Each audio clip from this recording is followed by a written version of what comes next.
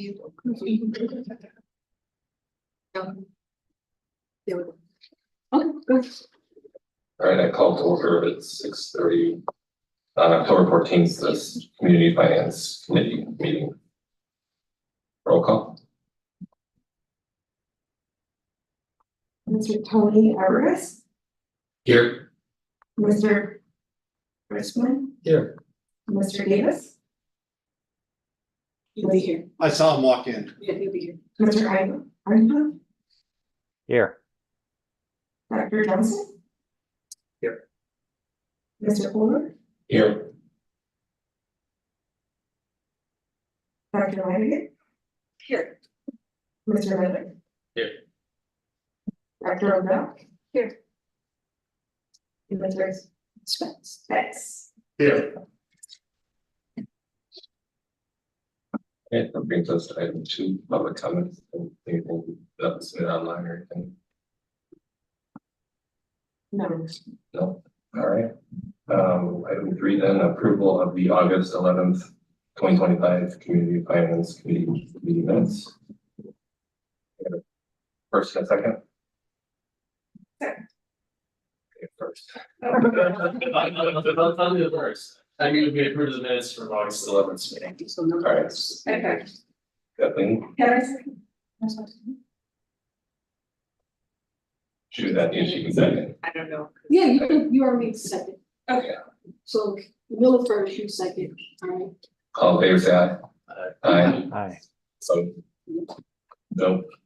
And also Gail joined us as well, so we're all here. That brings us to item 4, A, which is a future charge of the CFC summarizing the overarching points, etc.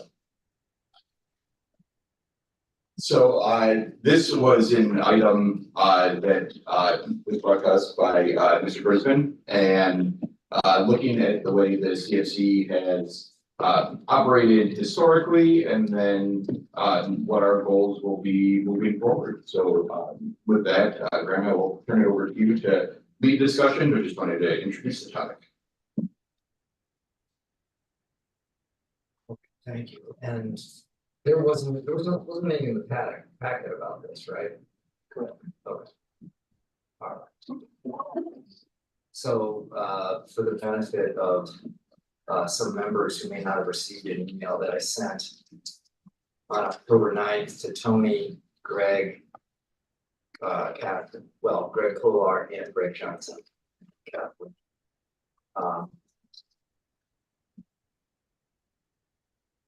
I had just taken a step back to formulate some thoughts about the mission, the role, the opportunity for this committee in light of some pretty material changes in the district circumstance over the last 20 years and where we might go in the next 3, 5, 10 years.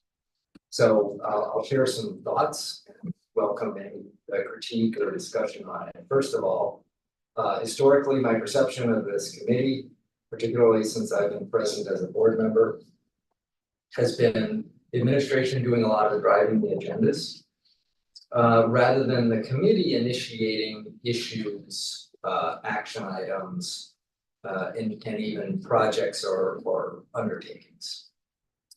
I'm interested in seeing more of the latter and less of the what I might call dog and pony, which sounds a little bit pejorative, but instead of just purely administration originated presentations that the committee just kind of nods about, I think there's an opportunity to actually have some initiatives that originate out of CFC based on what you guys are seeing from your expert vantage points, and also based on some of the new landscape we have to operate in. Some of those landscape points are, for the first time in 20 years, D200 has a normalized fund balance. We're living within the typical boundaries that many other school districts normally live within. Our common reference point for that is that we now have a fund balance targeted between 25 to 50% of operating revenues. That's a new level of constraints the district hasn't had in 20 years. As we face changes to the economy, changes in major factors such as the cost of healthcare. So there's a whole new lens and level of constraint we have to look at. Meanwhile, while this coming summer we will celebrate the opening of Project 2, the southeast corner of the building, concurrently this spring we will entertain the notion of potentially undertaking Project 3. And what that would entail in terms of debt financing, referendums, and so forth. We also have a couple of very large collective bargaining agreements that need to be negotiated in the school year 2026. So you take those factors together, and also I will say that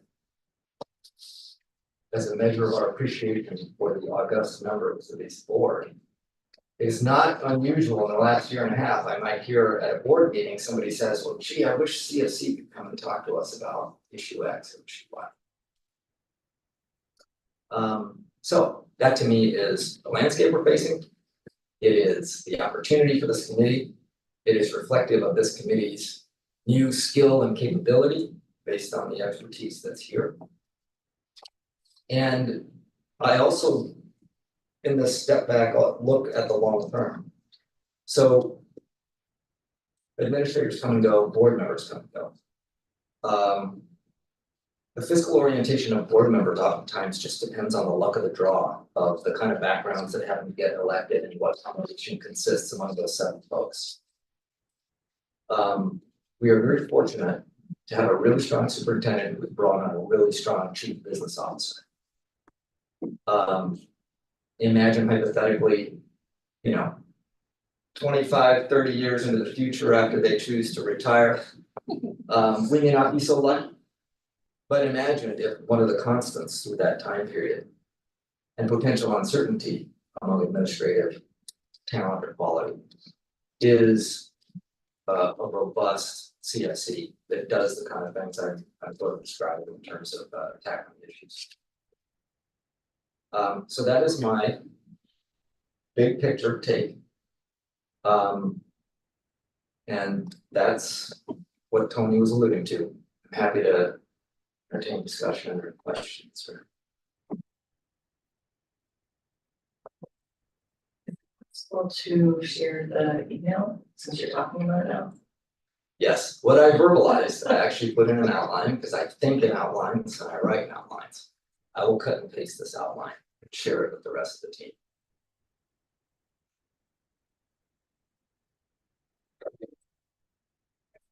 Well, it was like mentioned before, CFC coming here. It's usually we come to like you guys have questions for us that you want us to discuss. Like last time we came was Project 2 funding. Maybe one like all of us to come, or like I think last time it was just me and Steve that came and presented, or more like 2 of us. Are you talking about situations in which CFC originates an initiative, or do you mean specifically just situations when CFC comes and talks to the board? A little bit of both, yeah. Like, okay. Would you guys foresee like all of us coming, or just two, 3 of us? There's only 5 of us. Yeah, I mean, from a practical standpoint, I think it'd be fine if like 1 or 2 reps came CFC and spoke with the voice of the students, right? We couldn't do more than that anyway, right? Because it would have, we would have home. Situation. Even though you would be. Even if you're at another open meeting? Correct, it's not your open meeting. Well, And That's like an open day, just starting their cat. I think it's important to know too, just so everybody's aware with our current counts on the CFC, that would mean it would be a maximum of 2, because 3 makes a quorum. So. That's a good reminder. It's easy to forget that this committee does have the same domain rules that does. actually, it's regarding an email you just sent, so we can send that out, so. You're really good about this, when Do you not send the reply. emails out, do not reply at all, right? To that item, so you can receive just can't engage in discussion. That's another good reminder. I probably would have forgot to put that little tag in there. Well, Now, it's just like that, it's all.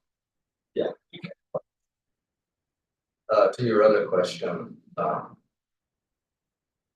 well, it's true, last big thing that the board really tasked the CFC to look at was project two. I don't think we won't continue to have things we actually direct and ask the CFC.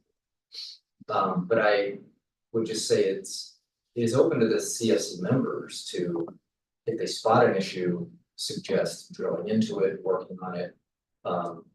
I've talked to Michelle and Bob on that topic around sanity check on the EDF formulas and how it really does or does not fit our district. And that was 100% originated by Michelle. So that's a great example of something. And it was kind of born out of a discussion thread around what are good metrics, what are some of the next metrics to look at. Our financial dashboard metrics, thanks to your help, have been established. Michelle also identified, hey, where's the next metric that can help do the link out to academics? And that's how that conversation started, which I think is excellent. I think just to also connect back to the last meeting, if there are things that I can help with. I'm happy to, I was asking about the maintenance and operations. And I have an answer to my own question, just want to share it with you, which is that districts spend 3 to 4% of their operating budget on maintenance and operations. So I think about that as board, and we see that we are in or out of alignment, and that might help us, especially with that maintenance part, not get into a situation where then, we're deferring so much that everything has to be done at once. The other aspect that Grant's talking about is the adequacy gap analysis that I think would be great to add to this picture that we're trying to paint, where are we? So you could have enough money, but if it's not allocated in the correct buckets, then that means that not everybody's getting what they need. So I think that's important too. So just to make sure I heard that right, you had independently since the last meeting researched and determined that 3 to 4% of a school district budget is typically what's being spent on the recurring capital maintenance programs. Yeah, it would be for your groundskeeping and custodians, and then the maintenance that is upkeep. So it's not capital, that's a separate thing, but it helps you keep your capital from ballooning because you didn't put it off.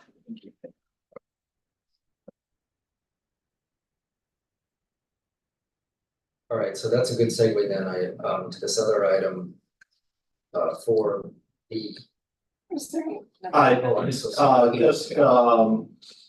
very quick that, when we talk about potentially the CFC bringing topics, I think the charge for the creation of the CFC includes lots of guidelines as to what topics would be, and the CFC should stay within those guidelines. EBF is actually specifically called out in the CFC charge, but that one of the things that CFC or any committee has is they can focus on the important because they don't have to focus on the urgent. Boards often get drawn away by issue of the month, the issue of the day sometimes. And it can make it very hard for them to stay on top of what are the most important issues to deal with. Whereas a committee like this can be looking at, 2, 3, 4 years out, what is it that we need to be studying because this decision is coming up, and keep that long-term focus in a way that, as much as the board tries to,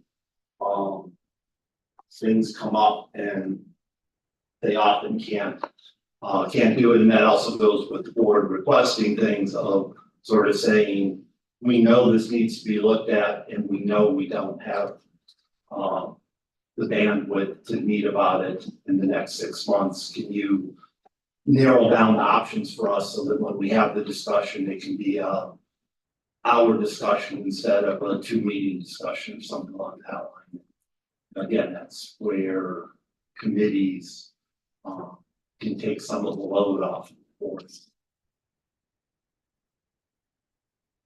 But importantly, without you serving the board, and certainly no topic that the CFC should be without, board approval and administration and the level of administration commitment to it or not.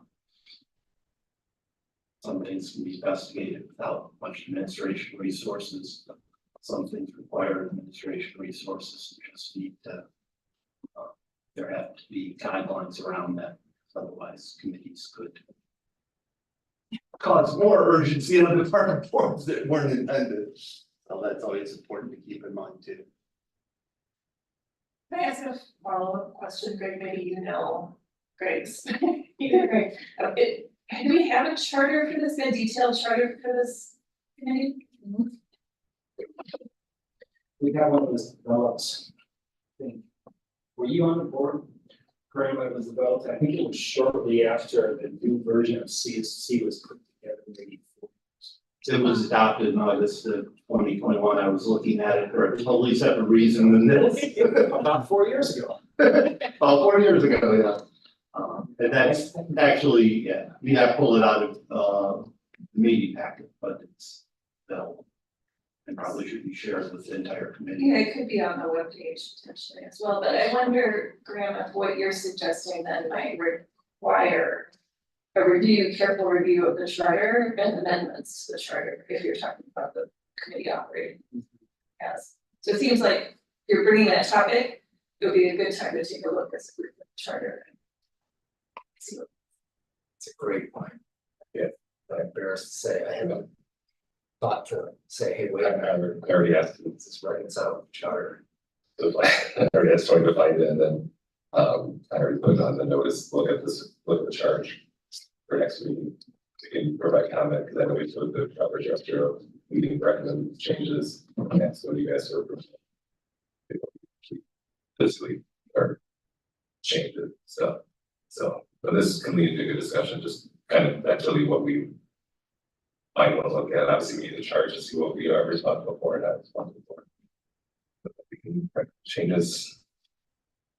I think it's staff input if they want us to work on that stuff as well, so, or for it, so. Do you think it says what the co-chair's role is?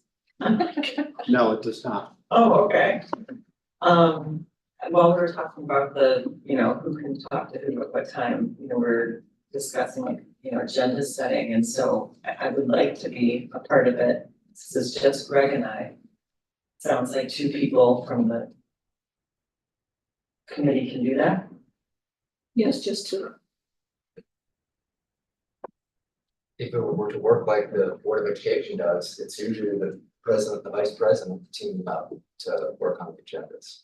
So And right now, usually what happens is, when we used to be able to have 3, without a quorum, Brian and Greg and I would, get together for about a half hour and lay out our agenda for the next meeting.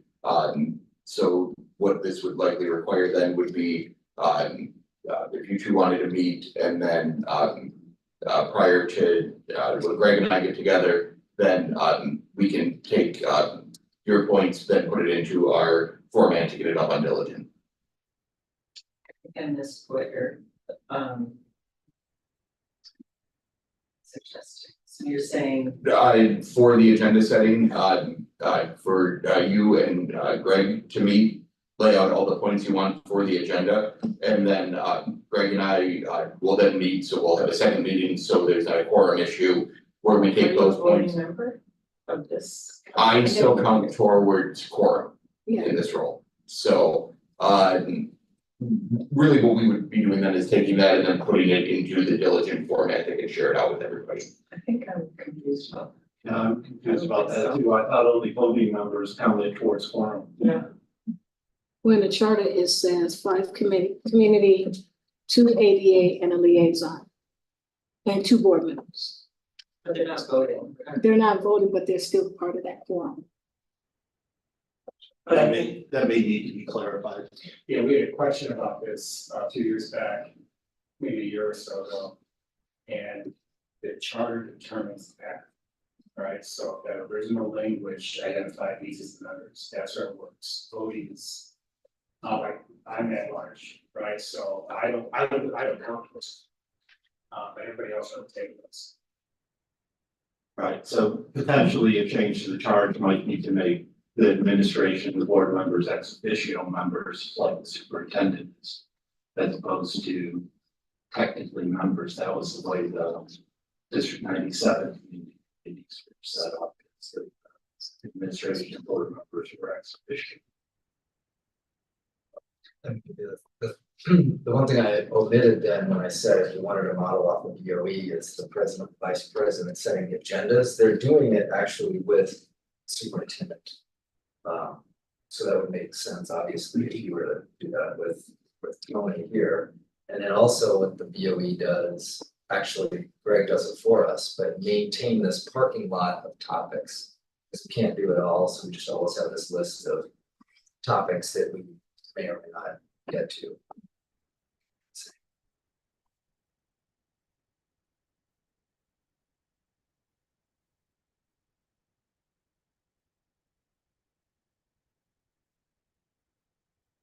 I'm just trying to do the math on the quorum and the OMA, because so the OMA restriction is a majority of a quorum, right? You can have a majority of a quorum In discussions. in discussions. So then the size of whether the quorum is, or whether the group is 5 voting members, community members, or the whole group of us minus Greg, makes a big difference in the size of that majority of quorum. Yes, but the difference is if some of the people are non-voting members, and not members of the committee, Yeah. then they don't count towards that majority of the quorum because they're not part of the quorum. Yeah, so Greg, when we look at the charter, maybe that's an important clarification in terms of how the committee membership is defined. so you're saying that it was 5 + 2 + 1? So it's 9 members, not counting Greg. So a quorum is 5. It's the bigger number. You take a majority of that is half of Still that 3, you're right. and the bigger number, which is 3. So you can't have 3 or more people in a discussion. That would be OMA. Or OMA Violation. violation, thank you. Right, so 9 is actually sort of the worst possible number to have. From many points of view, because then you still can't have more than 3 people have them. Yeah. No, whether it's 5 or 9, you still can't have more than 3. Right. Whether it's just a 5 committee meeting, but if I'm not mistaken, the way the charter was written is that you have the 5 committee, 2 board, 2 administrators that's a part of the committee. And those board members and administrators count towards quorum with the community. That's the way I read the charter, and that's the way it was explained to me. Okay, so you So- can't have a majority, Right, okay, so that would, and you're saying that's 5 people. so 5 people is a quorum out of 9, Oh, and then you're doing. and then, yeah. Okay, I'm back with you, you explained it twice, I got it. Thank you. Yeah. Okay. Anything else? This topic, and like I said, we'll probably bring it back to look at the charge and maybe make a recommendation probably at the next meeting, potentially. Greg, I wanted to just operationally, like, so if we do want to move forward, since, Graham had brought this 2 meetings ago with some of these, benchmarking, whatnot, what's the proper way to go about that? So like, for example, with the gap analysis for adequacy, we would need to work with like someone from HR. Like, I'm not just gonna calling people up, what should we do to get the information so that we could have the results back when we meet again? Yeah, so we do the agenda when I've met with them before, we always meet at least a month in advance of our next meeting. Yeah. So that gives anybody next to enough time to prepare whatever they need. So we're gonna do like, if we did like the EBF on the next meeting. Then a month before, we would put that recommendation out there so that they can start gathering, and Tony, whoever. Would delegate to HR, whoever needs the information.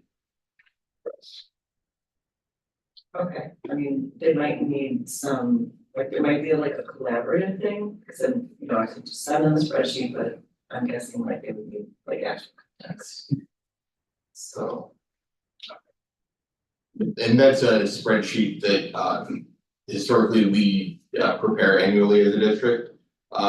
So it if we were to do that next meeting, it would just be a little bit earlier in our cycle, but it wouldn't be inappropriate to do it at that time too. So that's something that Brian and I can work on compiling our data together for. oh, so you have the staffing resources, like the actual.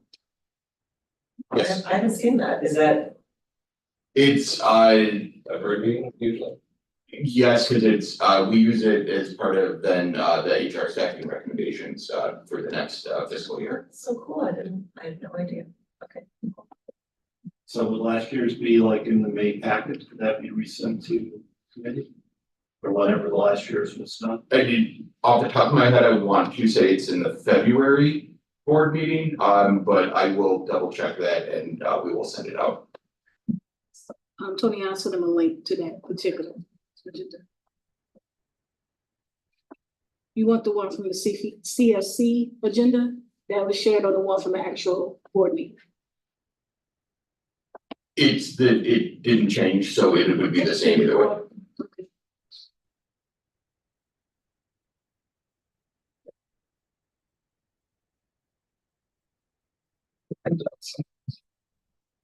Tom used to ask about it every year, so it's very interested in the model.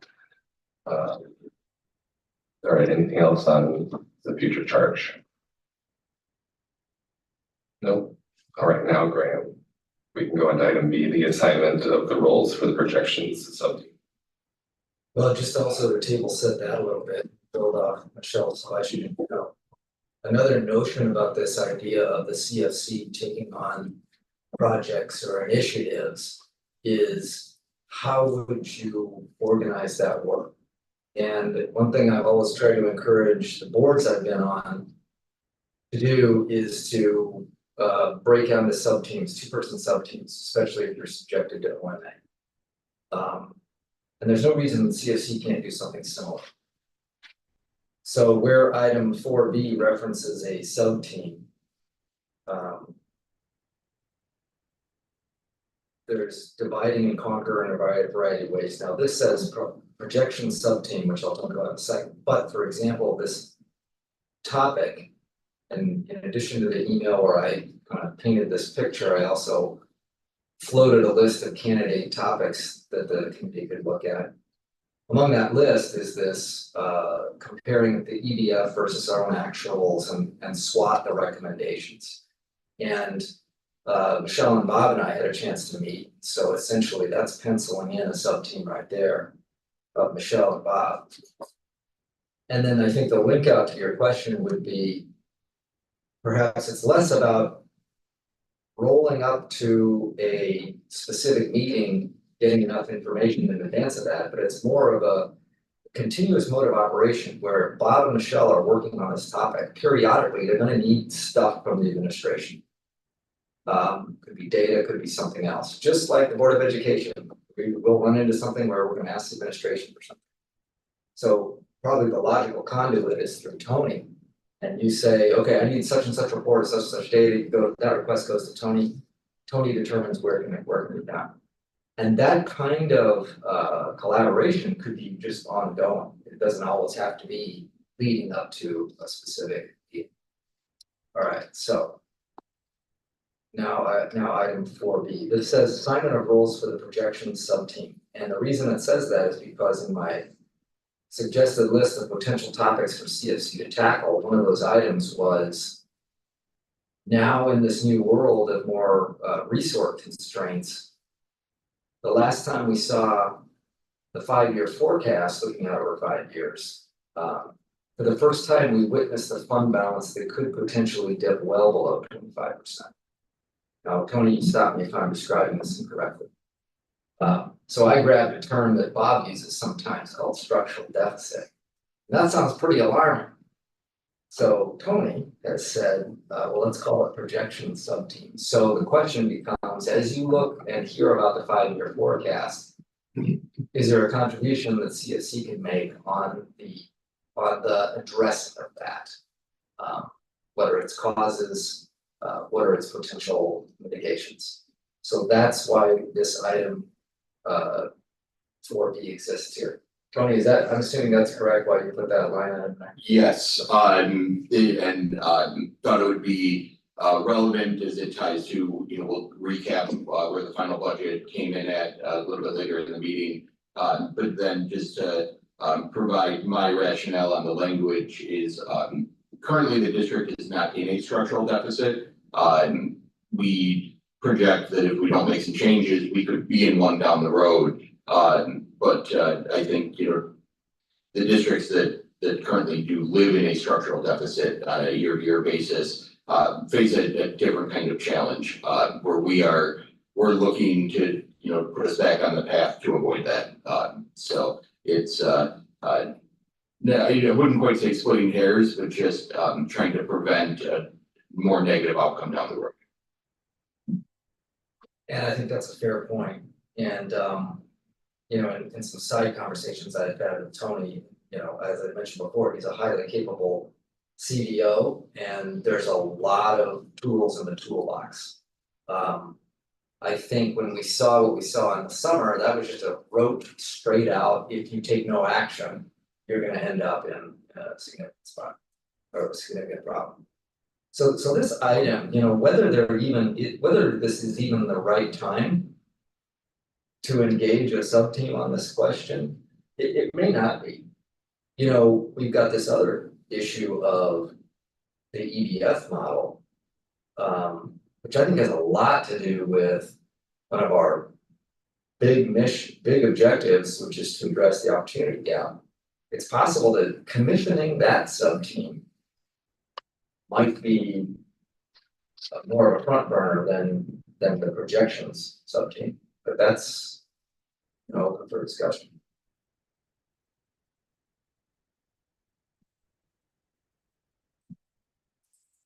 We usually have an option of potential for subgroups for that discussion.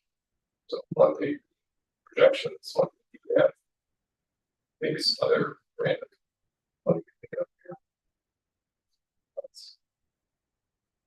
Just, again, just new to the committee, but not new to this work. Two of the things that District 97 ended up doing with the projections that proved to be very useful is identifying which of the elements had the most risk in terms of the most variability. And typically for us, it ended up being teacher contract, no big surprise, big dollar amount, and there's a lot of uncertainty, particularly going into negotiation years.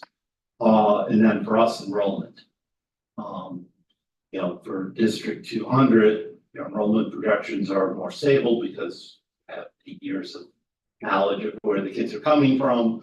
But my guess is you have a CPI risk that we had mitigated by tying almost all of our contracts to CPI. So if CPI was high, then our salaries are higher, vice versa, so that they moved in the same direction. Whereas I don't believe you have any offsets if CPI is low or high. I think you can really move things, and just knowing which items can do it, outplacement of students, how much of that, special ed students, how much is that mitigated by the state funding? If it's 80%, you don't need to estimate that number super accurately in a 5-year projection. If it's 50%, that number can get big fairly quickly. And so just knowing if there is a sense of what are the items that are the highest priority to acknowledge what the risks are. And then the other thing that we ended up having to do in District 97, and I suspect District 200 will need to now that it has more sane fund balances, is look at the low point fund balance every year and when it's occurring. And is it dipping below zero because then you need to change your borrowing or have to do some cash flow stuff. I don't think District 200 is anywhere within 1 to 2 years of needing to do this, but I wouldn't be surprised within 5 years, particularly if the county keeps sending out the second tax bills late, that it may have to pay more attention to cash flow than it has had to for 2 decades. And so tie those together is if those haven't been done, or we can figure out when they can get done, that potentially would be a projection sub-team to look at one or both of those items. If they've already been done, just I'm not aware of it, then that's, I don't see a major priority for the projection sub-team to look at it. Those are the two things I'd like to see at some point in the next 3 to 6 months. I don't think either of them are urgent.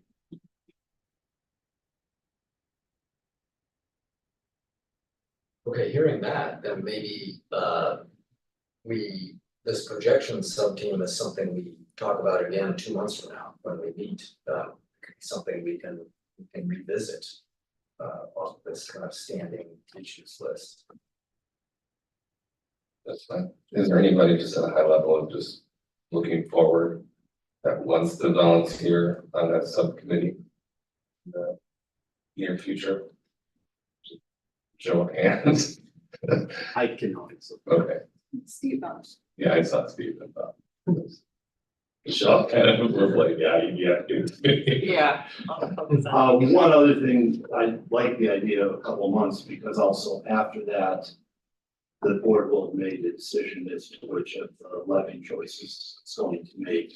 And then you don't have this 3-pronged thing you're looking at. You have, but it's not the decision can't be revisited, but at least you don't go into it saying, well, we have to evaluate 3 different options.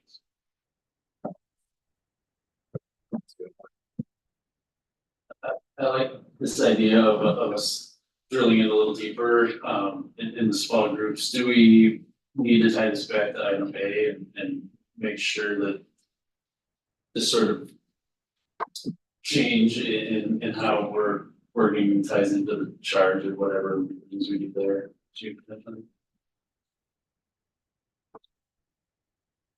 Maybe, I don't think anybody has. So, that's right, basically asking if we do that, I think, or allowed to. Somebody needs to take the job of reviewing the charter and ensuring you don't have some kind of conflict. So who wants to do that? It could be any one of us. You know, since it'll be very likely that I'll be one of the first people to get their hands on the charter, I'll read through it once, and then when I send it out, I can put my initial recommendations on, you know, what could be changed to get us into this direction, or what, you know, is allowable in my opinion under the current charter, and then, everybody else can review, and then we can come together and finalize, at our next meeting. Thank you, appreciate that.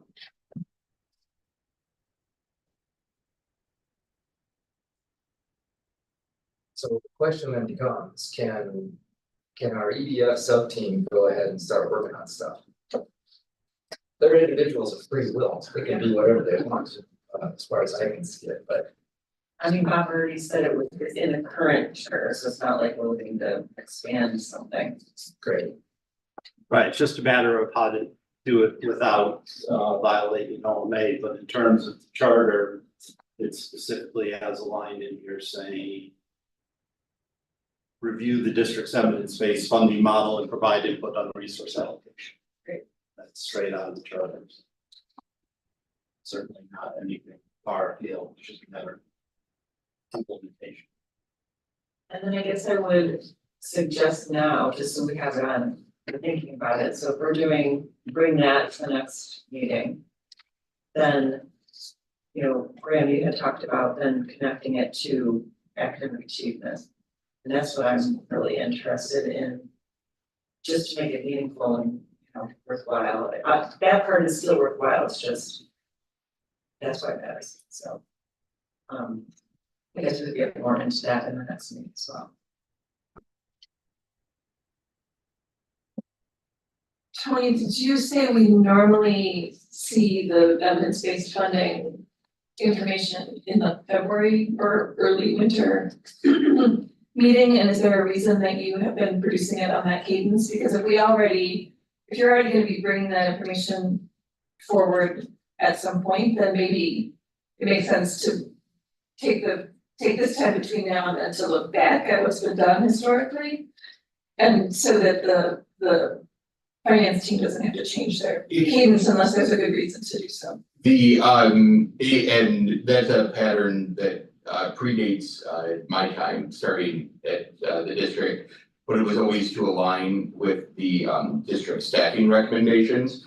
But I also think that you know, it's been said a couple of times now tonight, we're in a new normal for our district. We are now you know, in the, you know, looking at, you know, for the first time, we're showing projections that talk about, you know, setting a target to reduce expenses, in order to stay fiscally sound. So I am not opposed to bringing it earlier, because I think, you know, while by no means can I sit here today and say that, you know, we solved this problem by cutting X number of staff, you know, that is, an area that should be reviewed, and we should have, you know, both the financial and the educational lenses on when we have those conversations. Okay, so it's not disruptive on your workload to move that topic. Although I am speaking, not as the person who does 90% of the heavy lifting on that project, so, Ryan, feel free to chime in. Before I realize as I'm talking that I'm writing to check Ryan Cash's, so. I'd have to look too at our schedule for when we have our meetings scheduled now. You know, I know we used to meet in like November, December, and then not again till March. So, but I'm pretty sure we have a more frequent meeting schedule now to where if there's one in like January, let's say, then maybe that would make sense, because that would still give us a good 2 months before personnel recommendations are coming forward.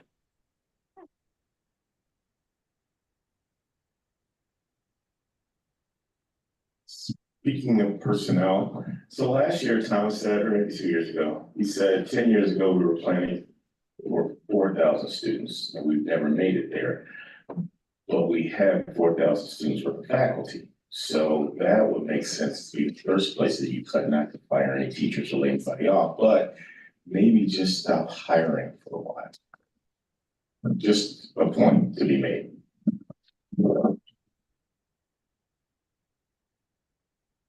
Look at what we got.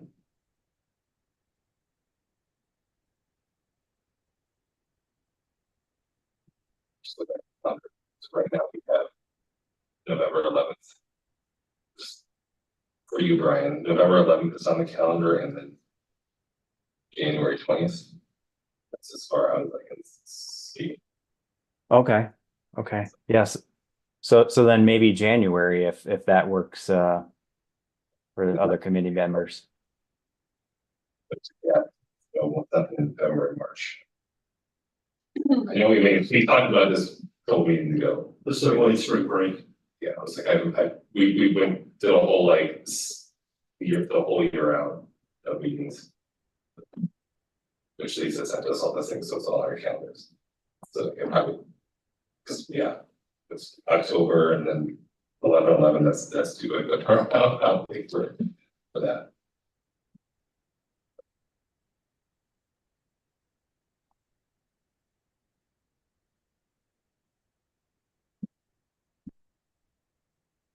So not to open into this can of worms again, but so when Bob and Michelle and I had coffee the other day, was that in violation of the OMA?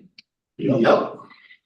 Really? Yeah. But Bob, why didn't you stop us? Because I didn't realize board members were voting members. I hadn't on the charge at that point. I assumed it was, the committee was constructed like the District 97 ones where the board members were non-voting.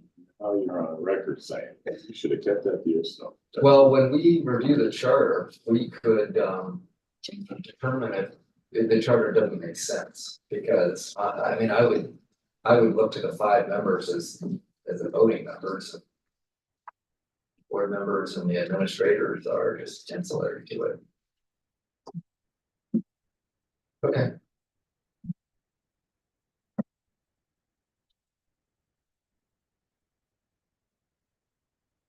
As it relates to committees. That's not even developed yet.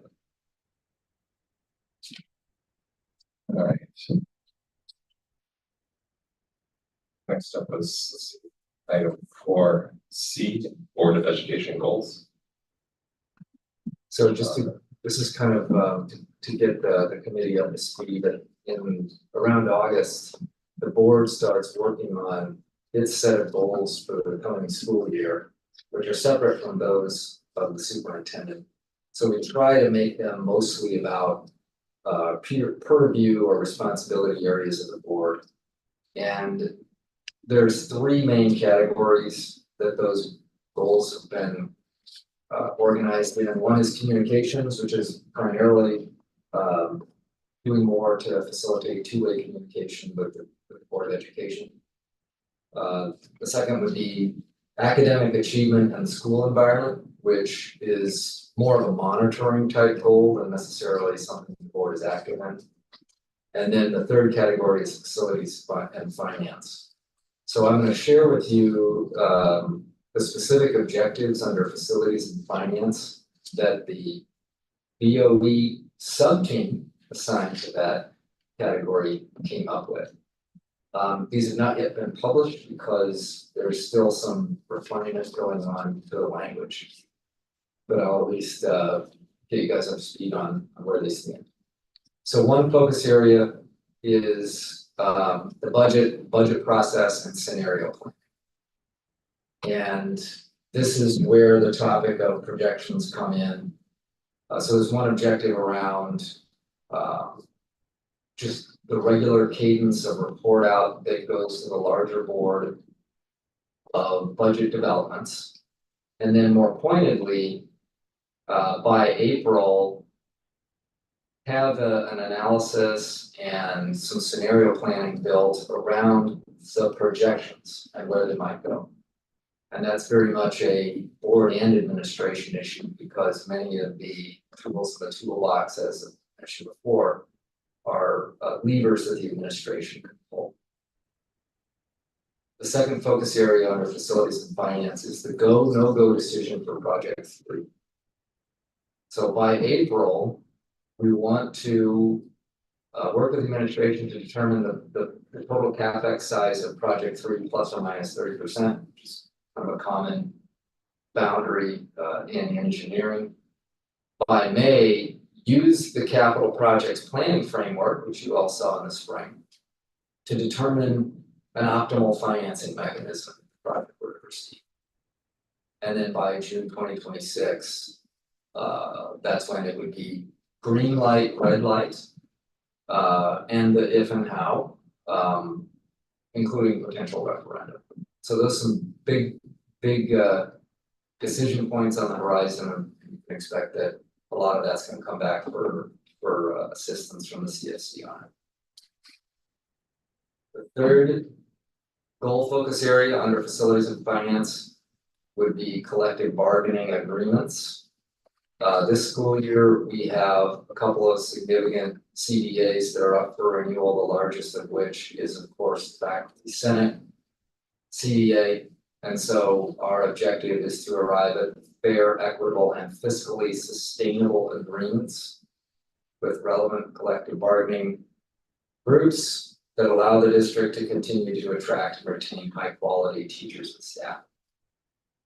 So once the language gets finalized, probably in the next couple of weeks, this will get published. You'll see it in the board atlas, which is our board packet. I mean, you guys read that frequently.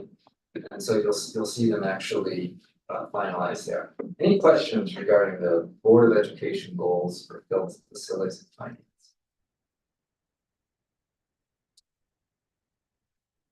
My other question is about, I guess, more like action items.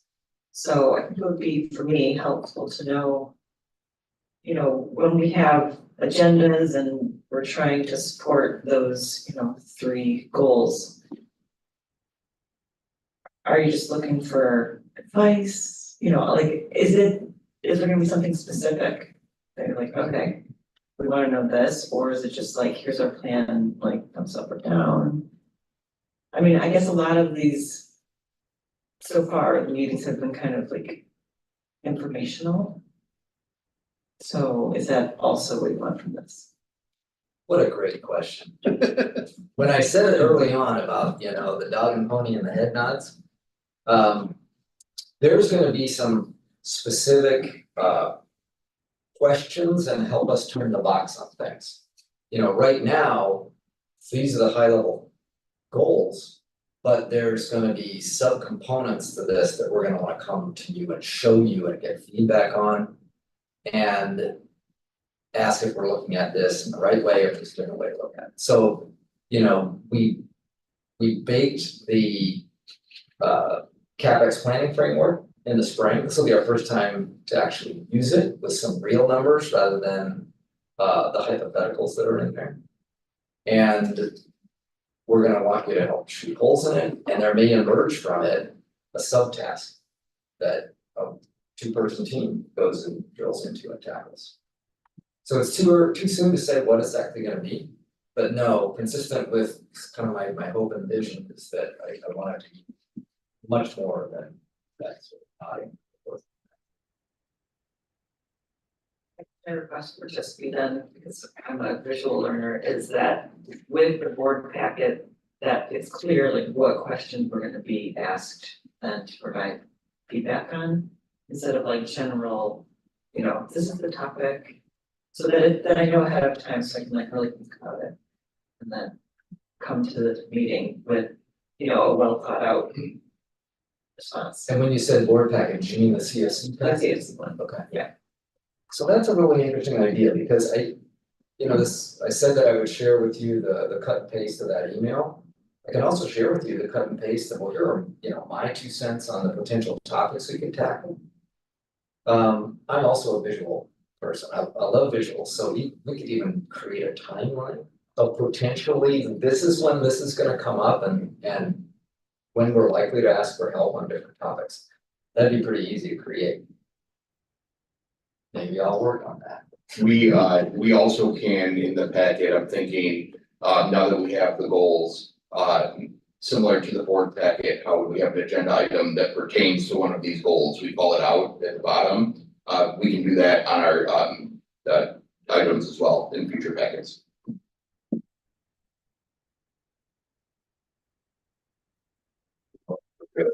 You on our end for the June 26th green red.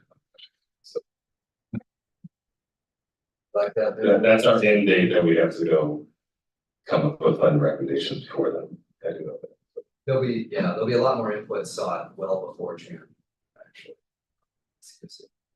And you weren't here for that initially, and Steve and Cal were, we had multiple meetings on project 2. It was like, I was here. I was like, yeah, you were there too.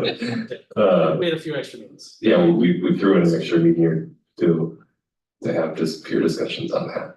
And then me and Steve at one point went to the board and presented. It feels like, I think it feels like it was years ago. It was probably like last year, probably. I don't remember. 3 months ago. Yeah. So. Set an action plan, probably backstep it when it needs for that, but I think also the board has to give their scope of what the actual work is gonna be too first before we even know how much or what they're trying to fund. Yes. Yeah, that's Grant and Kathleen's job to work with Greg. So. Okay. That's on the goals. So again, That's it, yeah. I like how they're very short and sweet. That's very nice. So sometimes new board members get on and they make a list of like 20 goals, and it's like, you guys only have 2 years before the next board, Well, essentially. we're not innocent of that sin. We learned our lesson over the last couple of years. All right, item 4D is a recap of the fiscal year 26 budget that passed. Sure, and I'll turn it over to Brian. I'll introduce what we're talking about here. The last time we met, the CFC saw our tentative budget that was going on display. And since then, we've shored up some numbers and more information was made available to us that allowed us to go from kind of an assumption-based model in a revenue area with our CPPRT revenue to the actual projections from the state. And then also, and this is a fairly annual change that we see between the tentative and the final budget, is the projected salaries versus then when those are trued up in the first payroll of the year. So with that, Brian, I can take it over to you just to recap our main points that changed. Yeah, thanks, Tony. So really, Tony hit a lot of the main points here. I mean, the two notable changes I would say that occurred since August. One on the revenue side was the state comes out with its annual estimate for the corporate personal property replacement taxes in August each year. So that information became available. They actually predicted a 2% increase in revenues from the year before. So that came as a pleasant surprise, as our tentative budget had been calling for a decrease on that revenue line. Now there is kind of some cautious optimism there, because in the last couple of years, both our budget and the state's estimates have missed a little high on that revenue line. So we did want to be a little more conservative this year. We opted to set the budget at 90% of the state's estimate. Even with that cautious approach, though, we were still able to increase the revenue line by about $183,000 from where it was showing back in the tentative version of the budget. Then on the expense side, again, as Tony said, we do this annual reconciliation between the budget and the first all staff payroll in August. And a lot of times what happens there is we have placeholders within the budget for various staff turnover or employees who may go on leave of absence and we think may require a replacement. And really what that exercise does is it kind of reduces some of the redundancies that creep into the budget as those vacancies are being filled or positions are being covered by other FTE reallocations and things of that nature. So it was a little bit higher of a savings this year than we had seen the last year or two. So when you factored in salaries and benefits, that budget was reduced about $700,000. So between those two changes combined, we saw close to $1 million improvement in the projected ending fund balance number at the end of fiscal year 26. So I'm not going to pull it up, but it's page 11 in your packet kind of shows that overall fund balance summary that breaks out the revenues, expenses, and where we think fund balance will end the year. We're now the budget's projecting an ending fund balance of around 31.5 million, and that would be 33% of operating expenditures. So that percentage went up by 1% from the August version of the budget.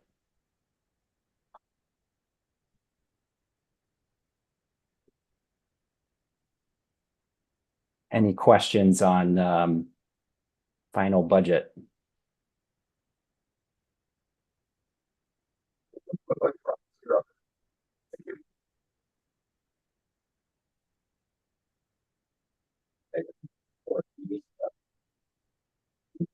Tax levy.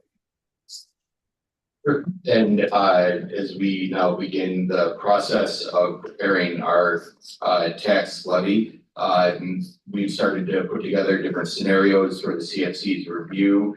What we tried to do was provide a couple different ways that we could look at our tax levy both now and in future years. There were 3 scenarios provided. The first was one that considered not recapturing any of the tax levy that was under levied in previous years.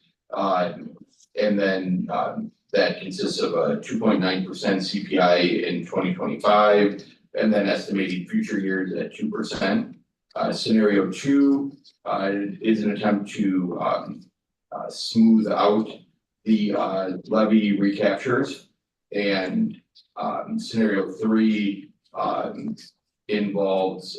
scenario 2 would be taking 5%, recapturing a large amount of that, and then going to 2.5% in subsequent years. And then scenario 3 attempts to smooth that process out at 3.5% levies, with using a little bit of recapture each year. And then one thing you'll note too in these projections that we wanted to show is that it came up earlier, and the concept of tax flow, and Brian cash flow, and Brian will talk about it a little bit more coming up here. But with Cook County bills still not having been mailed out, this year, we're watching every AP run and check run to make sure that we'll have enough cash, but we do have investments that are lined up to mature at these dates. And we project that we'll kind of weather this storm, but it will be in a much different fund balance world in future years. And we talked about what would it take to keep us steady at a 33% with any combination of tax levy projections and then future reductions. So what you'll see there is the reductions have been normalized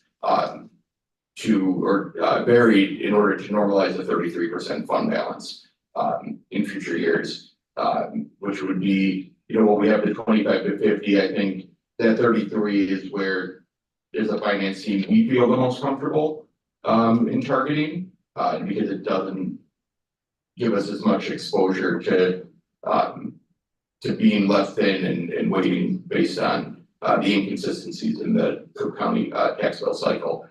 So with that, Brian, I will turn it over for your presentation. All right, thanks. So tonight our goal as a committee is really to develop a levy recommendation that can be brought to the board next week for their review. In terms of our levy timeline, the board will be getting their first kind of look at this similar presentation at next week's regular board meeting. Then in early November, we come back with an estimated levy for the board to approve. And then in early December, there is a truth and taxation public hearing that gets held. And, traditionally, or by law, a truth and taxation hearing only must occur if you're levying more than 5% increase from the year before. But at District 200, we've traditionally held that hearing either way for transparency purposes and to give the public a chance to comment on the levy. And then that same night, the December 4th special board meeting is when the final adoption of the levy will occur. So I'll do a quick review of some common terminology that you'll hear referenced as we talk about property taxes. The tax levy is the amount of money that the district requests to be raised from property taxes. And then the levy is often different from the actual tax extension, which is the amount of taxes that the county bills on our behalf. There's a lot of different reasons why that number could potentially be different. But those are two terms that frequently get swapped around. So just wanted to clarify those two up front. Equalized assessed valuation, or EAV, is the taxable value of a property. That gets determined by the township assessor initially, and then adjusted by the state using a county multiplier, so that the assessment of each property comes out to approximately 1/3 of the property's fair market value. And then finally, a tax rate gets calculated simply by dividing the tax extension by the total EAV. So 4 common phrases you'll hear whenever referencing the tax levy. The Property Tax Extension Limitation Law, or PTEL, was enacted in Cook County in 1994. And the purpose was to control the growth of property tax levies of school districts and other forms of government. PTEL is also often referred to as the tax cap because it limits the increase of the annual tax levy to either CPI or 5%, whichever is less in a given year. And that's before taking into account new property. So new property can be anything added to the tax base in a given year. Most commonly, it's referring to new construction, but it can also include things like improvements to existing property, property within an expiring TIF district, and or the reclassification of property that was previously considered tax exempt.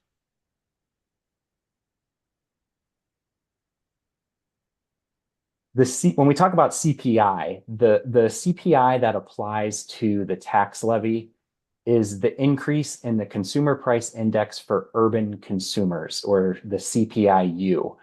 And the factor that gets used is the CPI value from the previous December. So going back to 2012, the CPI that was applicable to PTEL rarely went above 2%. Until we got to 2021, when all of a sudden there were 2 years in a row of substantial inflation. CPI reached 7% and 6.5% in those years. So those were 2 years where actually the 5% limitation of the PTEL formula kicked in. Since then, however, we've seen CPI kind of gradually come back down. It is the factor that's in place for the 2025 tax levy is 2.9%. Then the column on the right of the table on this slide shows the actual CPI that District 200 levied for during the same time frame. Of the 12 years that are shown here, there are 7 in red text, and those are indicating years where District 200 levied for a CPI that was less than PTEL.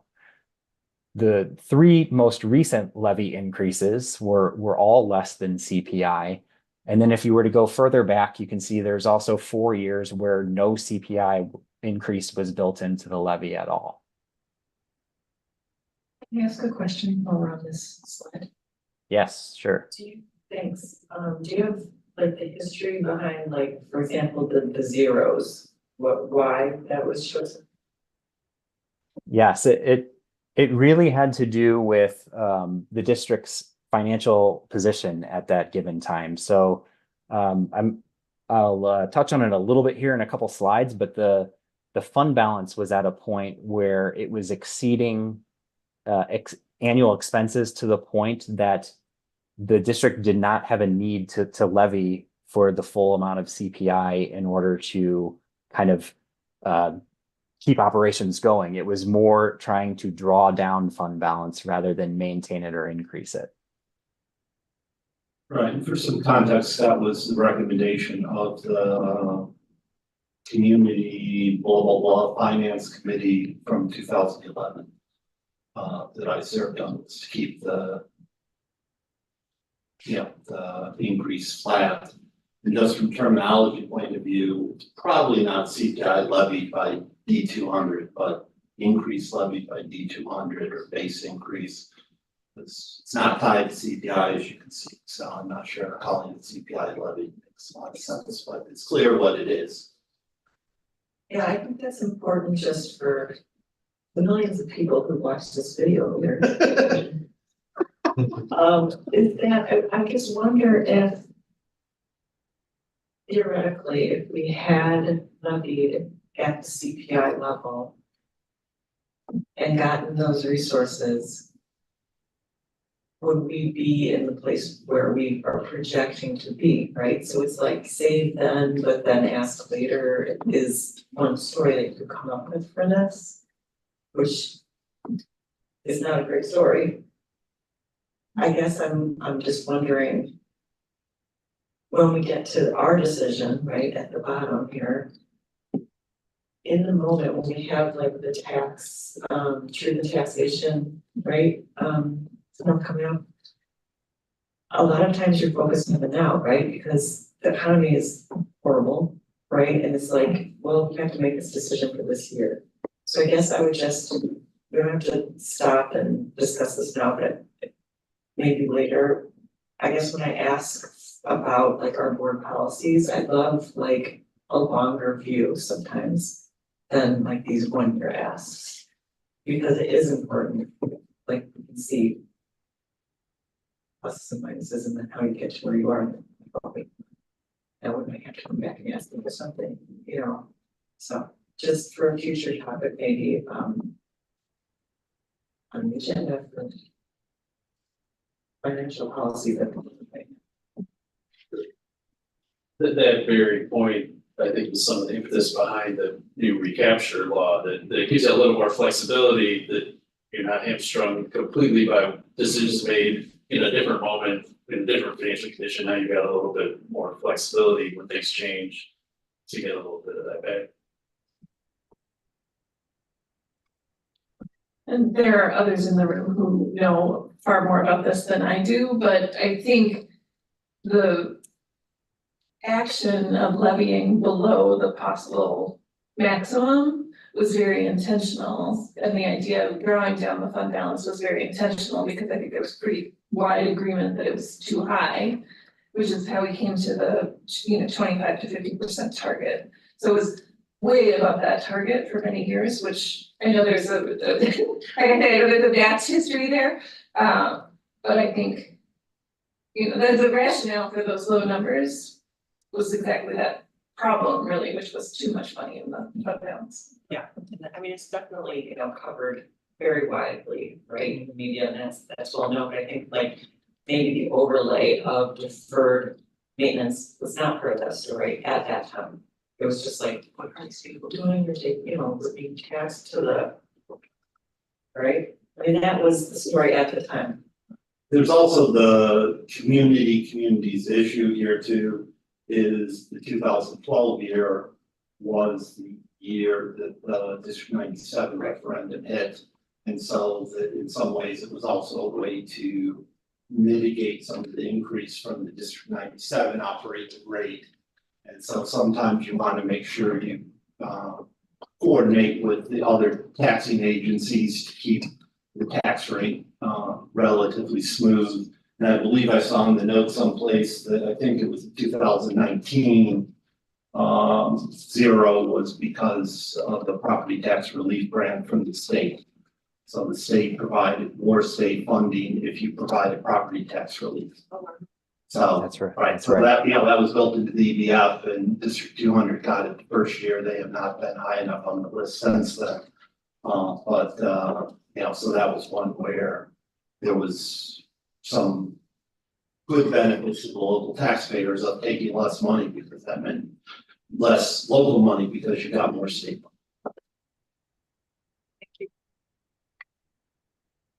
And I will say too that that similar kind of topic also came up as the levies for 2022 and 2023 were being discussed as well, because District 200 was still at in good position from a fund balance standpoint there.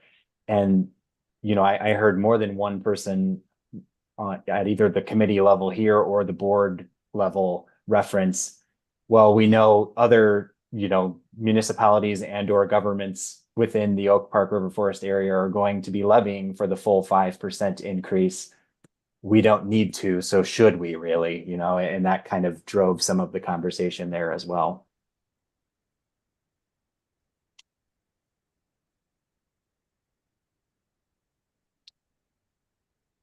Okay, so new property is another value within the tax levy formula. But this is an amount that must be estimated each year because it is not finalized by Cook County until several months after the levy is adopted. If we look at District 200's history for new property, 2019 is a complete outlier because 2 Village of Oak Park TIFs expired and became taxable property that year. So, you know, that value stands out immediately in this chart. But in the 5 years since then, the district has experienced a fairly steady stream of new property being added to its tax base each year. Now, new property information has always been rather difficult to gather just because of the timing of the property assessment process. But with the aid of various village planning and community development reports, we've used those to develop an initial estimate of $17 million for new property in 2025.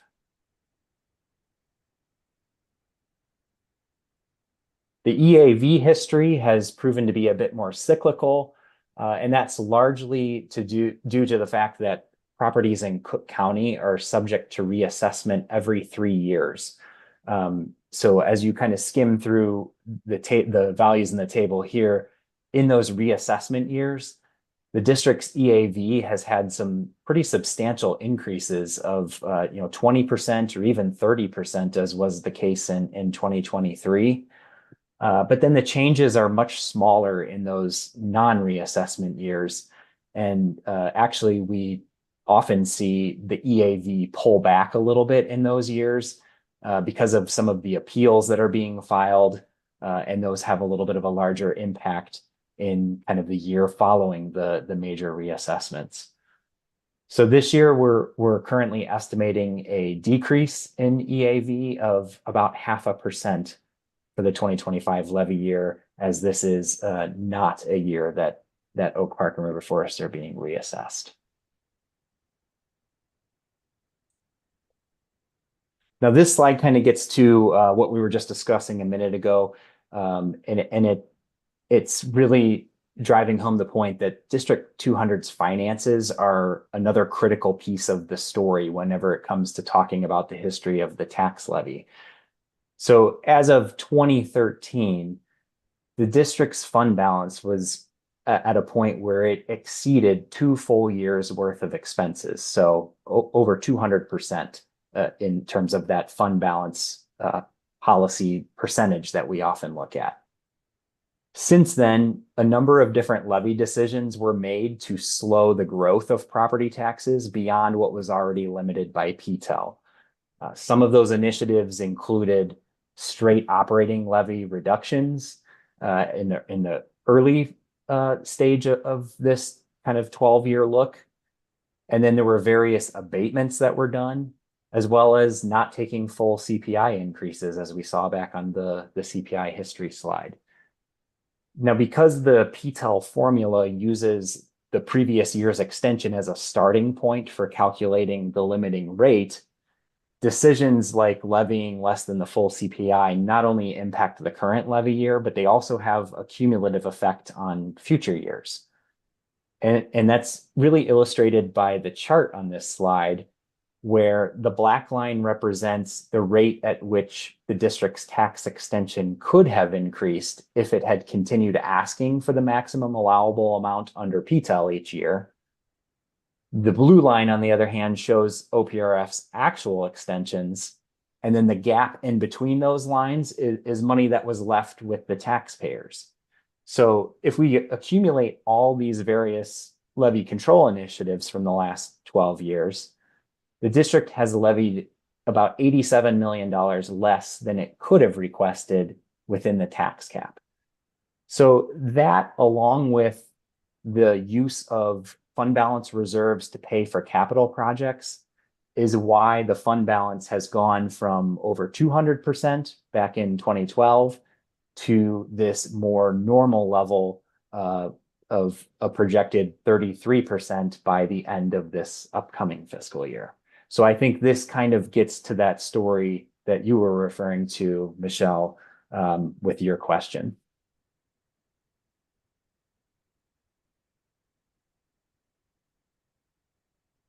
Before we kind of shift our focus Before we to, move on, Brian, just on the graph on the previous slide, Mhm. that with the new tax law from 2022, we might want to show like a dotted line for the ones that are still available for recapture. I don't know how Yeah. easy that would be to do, and I'm not sure, maybe it just should get footnoted on here. But the 2023 and 2024 levy have about $1 million each of recapture available. And ideally, that should show someplace on here, whether it's footnote or a dotted line or something. Yeah, good point. I've noted that.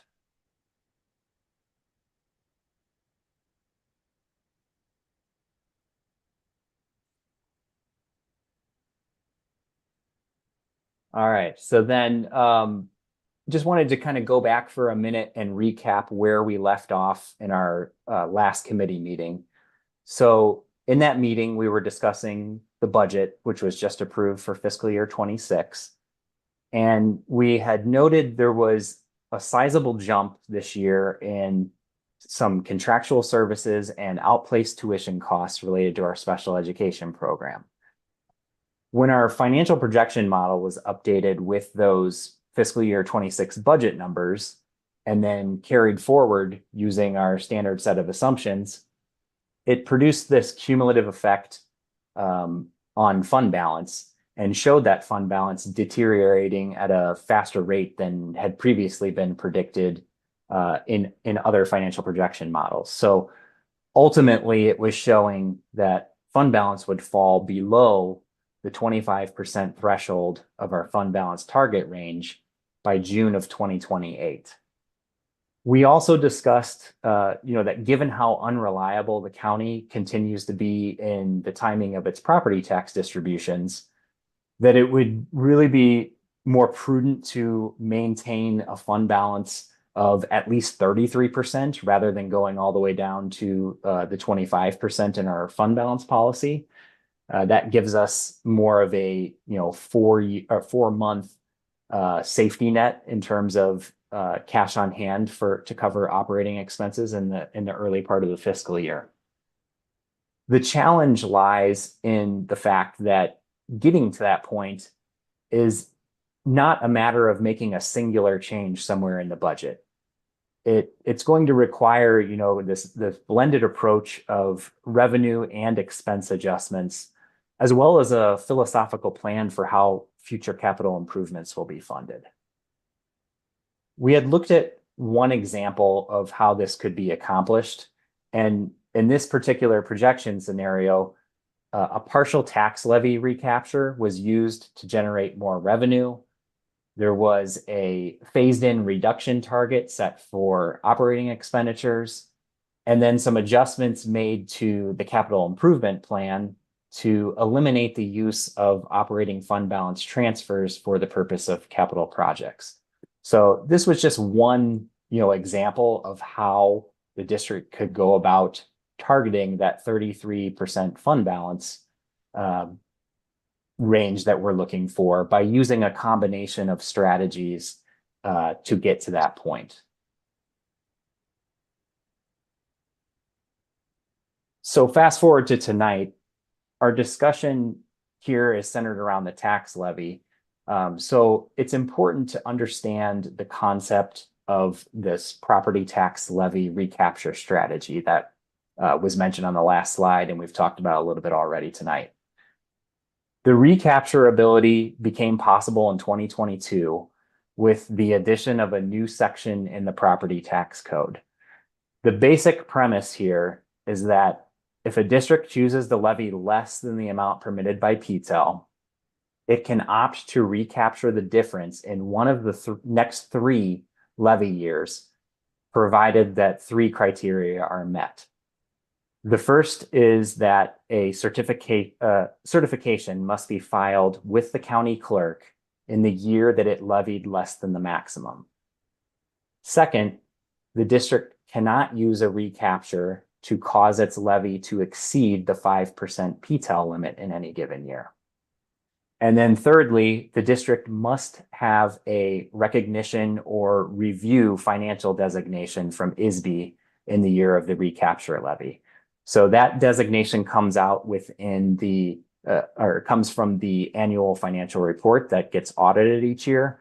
And recognition or review are the top two ratings that a school district can get out of 4 possible ratings. As we noted earlier, District 200 has levied less than the maximum several times recently. In both 2023 and 2024, the required certification was filed with the county, so we do have the flexibility to recapture those dollars in the future if so desired. The total amount that was underextended in those years was about $2.1 million. $1.1 million came from the 2023 levy, so that is scheduled to expire by 2026 if not recaptured by then. And then $1 million comes from the 2024 levy, which would expire if not recaptured by the 2027 levy. So that gives you dollars in terms of what we're looking at in terms of a possible recapture. Ryan, I have a technical question. The 2024 levy is not finalized yet. Tax bills haven't gone out. Is that $1 million fixed or 1 point whatever it is?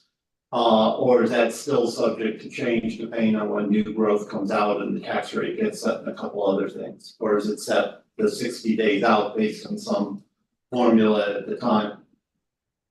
It could change. We've received a preliminary tax rate report that included the new property amounts on it.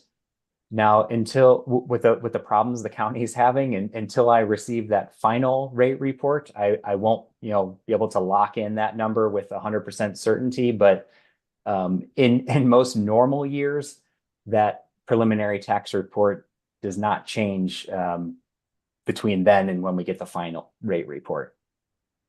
So in any case, it's going to be very close to the 1 million number. It should be, yes.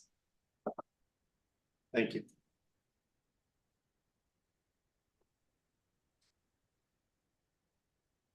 Okay, so now that we've kind of set the stage with all that preliminary information, we do have 3 levy scenarios that were prepared for the committee's review tonight.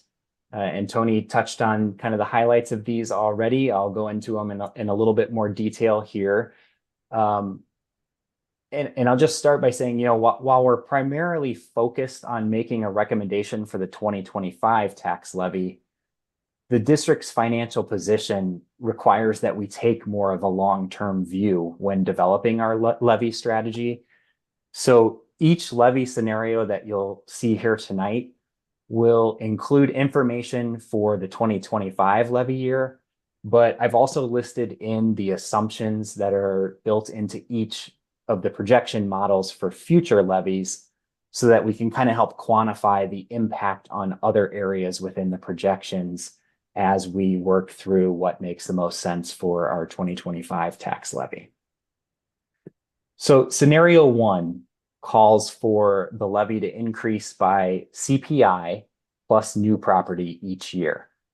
This is the standard assumption from our financial projection model, and it ignores the concept of any levy recapture. So in 2025, that means a levy of 2.9% for CPI, plus roughly 0.5% attributable to new property, for an overall levy increase of 3.48%. The estimated impact to a homeowner with an assessed value of $400,000 would be an increase of $104 on the tax bill. Then in future years, levies are projected to increase by the CPI factor of 2% based on the assumption used in our financial projection model. So what does that mean for our projection model? To help make comparisons between these options, each scenario was created so that the fund balance to expenditure ratio down at the bottom of the slide does not fall below 33%. So once we've determined the levy revenues within each of these scenarios, the remaining variable becomes the row that's highlighted in orange, referred to as a reduction target for expenditures or transfers.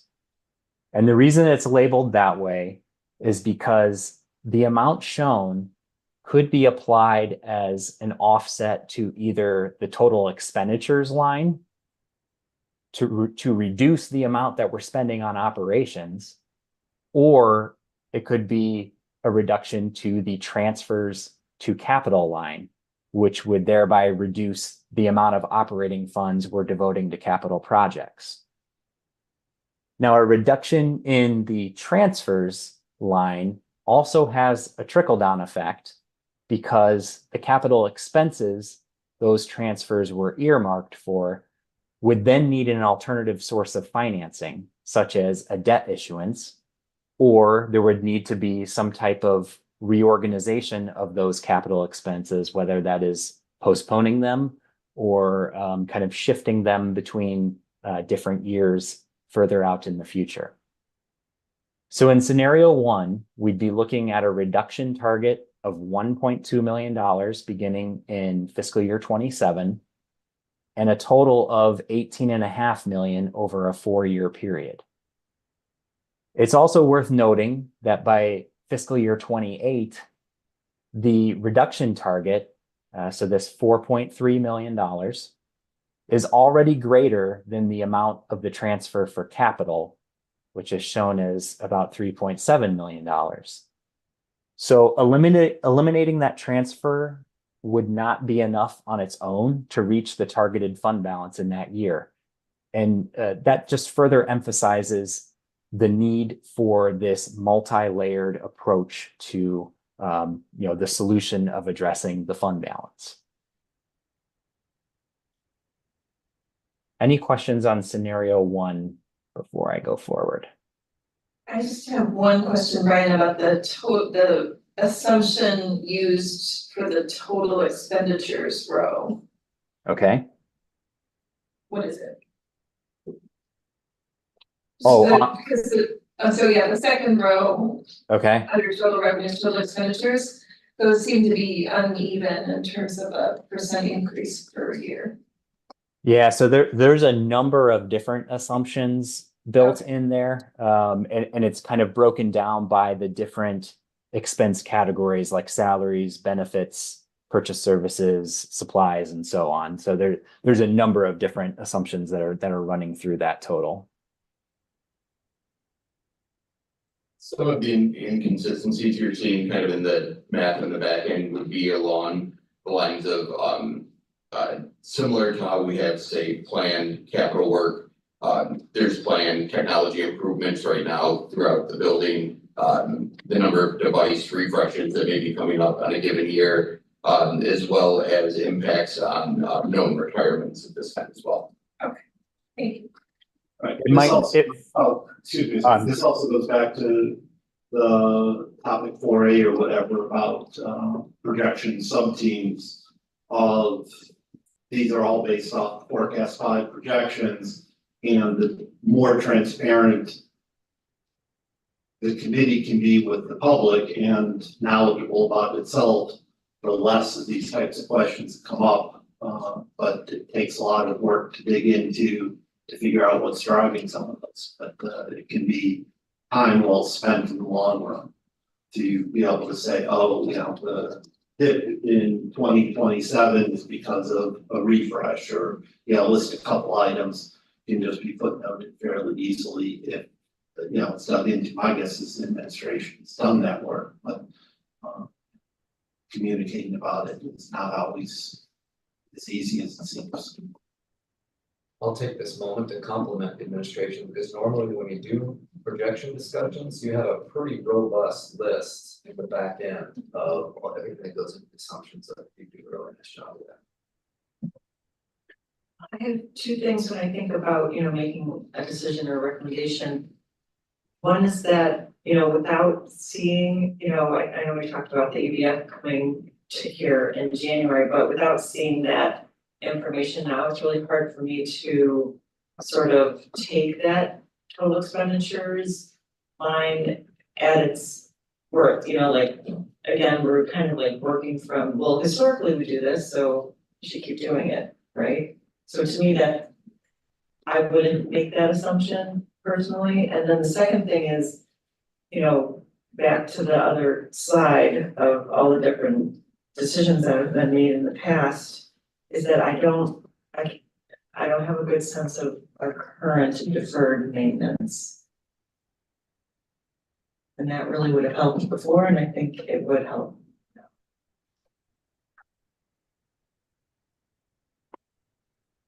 So your question is, how much deferred maintenance do we have currently? That is, yes. What I can do is, after this meeting, since we have a number of items we're going to be sharing out, I'll include our, most recent, long-term capital improvements plan, just a very high-level summary. That would be not, say, the project 2 type projects that are massive undertakings, but the, annual capital work that we plan to do in the summer, for the next, set number of years. In both portions of the building get refreshed at that time. Okay, then I think I'm glad that you brought that up. So I do actually mean more than just deferred maintenance. I do also mean the capital. I know that that's theoretical, right? But I remember after we kind of got into a situation in D97 where we didn't plan ahead, essentially, then we were like, okay, let's have, Jeannie or whoever the head of buildings was come with suggestions, right, for what might need to be done in the future. So that's how you kind of, right, project out. It doesn't mean like have to do it or whatever, but it might give you a better idea for things coming in. Yep. Yeah, and maybe deferred maintenance isn't the right term, but the schedule that Tony's referring to is kind of looking that long-term look at what do we think will need to be replaced when, and then it inserts, dollar amounts into the various years based on those estimates, so that there is a placeholder there, that if, this piece of equipment makes it till the end of its useful life, we should expect to incur this cost in this particular year. So I think that kind of gets to what you're looking for. Yeah, thank you.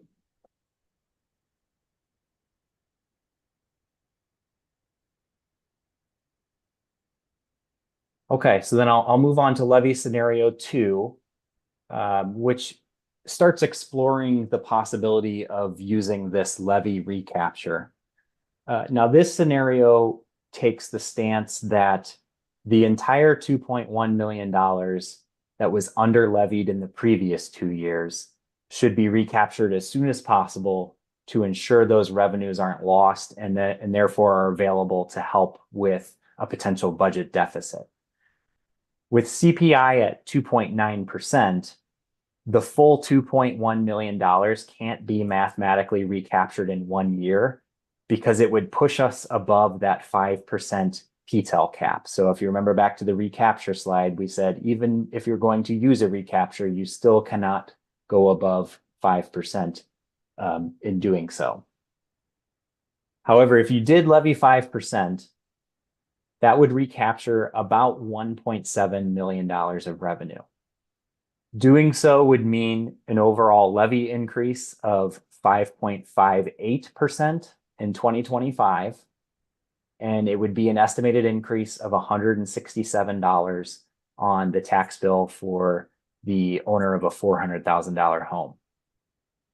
This scenario also assumes that in 2026, the district levies about 0.5% more than CPI, whatever that value comes in at, to recapture the remaining, $400,000 of recapture that's available. So within 2 years, the full amount of under levy from the previous 2 years has been realized back in the district's revenues.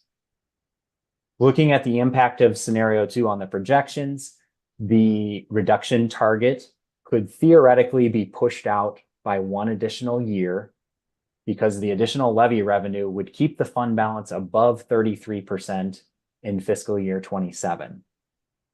However, by fiscal year 28, the budget would need to be reduced by $1.5 million, and a total of $9.7 million would be needed over the 3-year stretch at the end of the projection, if all other assumptions hold. Now, those numbers are obviously flexible. The decision could be made to reduce expenditures a year earlier, and therefore you would then not have as big of a jump, starting in fiscal year 28 to 29 to 30. But that would be the minimum amount needed to kind of keep things at the 33% year after year after year. Questions on this scenario?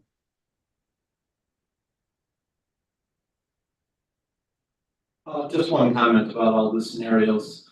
The $400,000 home, I think Copark's been using for 15, 20 years. I think it was the median home value at some point. My guess is there's a different median home value that should be done, as well as it probably should say $167 increase to the District 200 portion of the bill. We're certainly not trying to communicate to the public that their tax bill would only go up by $167.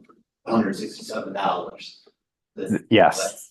So, just minor clarification there, but that $400,000 I've been seeing for a decade or more, and might be good to update at this point. Okay. Yes, and you're exactly right about the tax bill. That is just the D200 portion.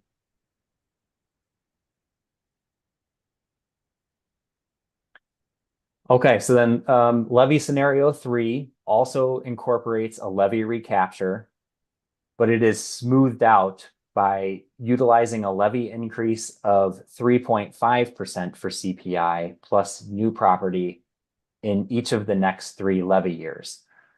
So what makes this scenario unique is that we don't know how much of the $2.1 million available for recapture will end up being realized, because it's entirely dependent on future CPI values. So for example, if CPI approximates the 2% assumption that's in our financial projection, levy increases of 3.5% would still recapture the entire 2.1 million by 2027. However, if CPI remains higher, those same levy increases would likely result in some of the recapture being forfeited, but the levy dollars would essentially be replaced by that higher CPI value. The trade-off to the uncertainty is it finds more of a middle ground by guaranteeing the district a minimum amount of levy revenue that's still more than the standard CPI assumption, but it's less disruptive impact to the taxpayer. So using a 3.5% factor for CPI in the 2025 levy produces an estimated overall levy increase of 4.09% and recaptures about $500,000 from previous years. Then the estimated impact to the owner of the $400,000 home is a tax increase of $123 in 2025 for the D200 portion of their tax bill. Then flipping over to the projections, levy scenario 3 requires a $700,000 reduction target for expenditures or transfers beginning in fiscal year 27. Over 4 years, the total is still significant at 11.2 million, but the smoothing effect of the revenue also results in this reduction amount escalating at a rate that is less pronounced than what we were seeing in the other two scenarios.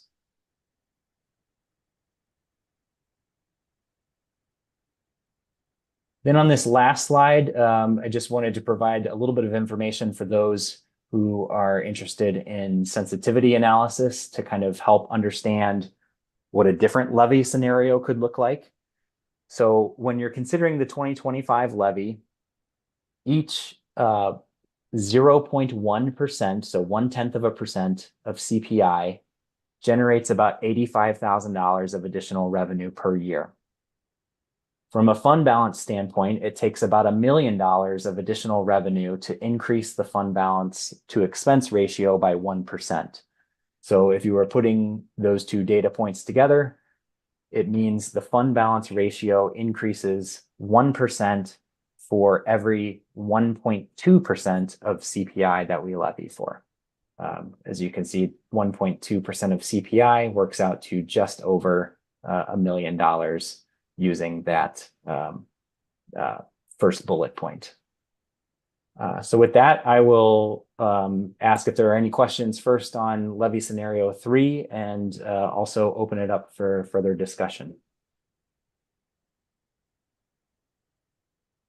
Question for the administration and or board members. I guess if we landed on a scenario like 1 or 3 or something that has a reduction target starting next year, what would be the process and the timeline for identifying potential reduction?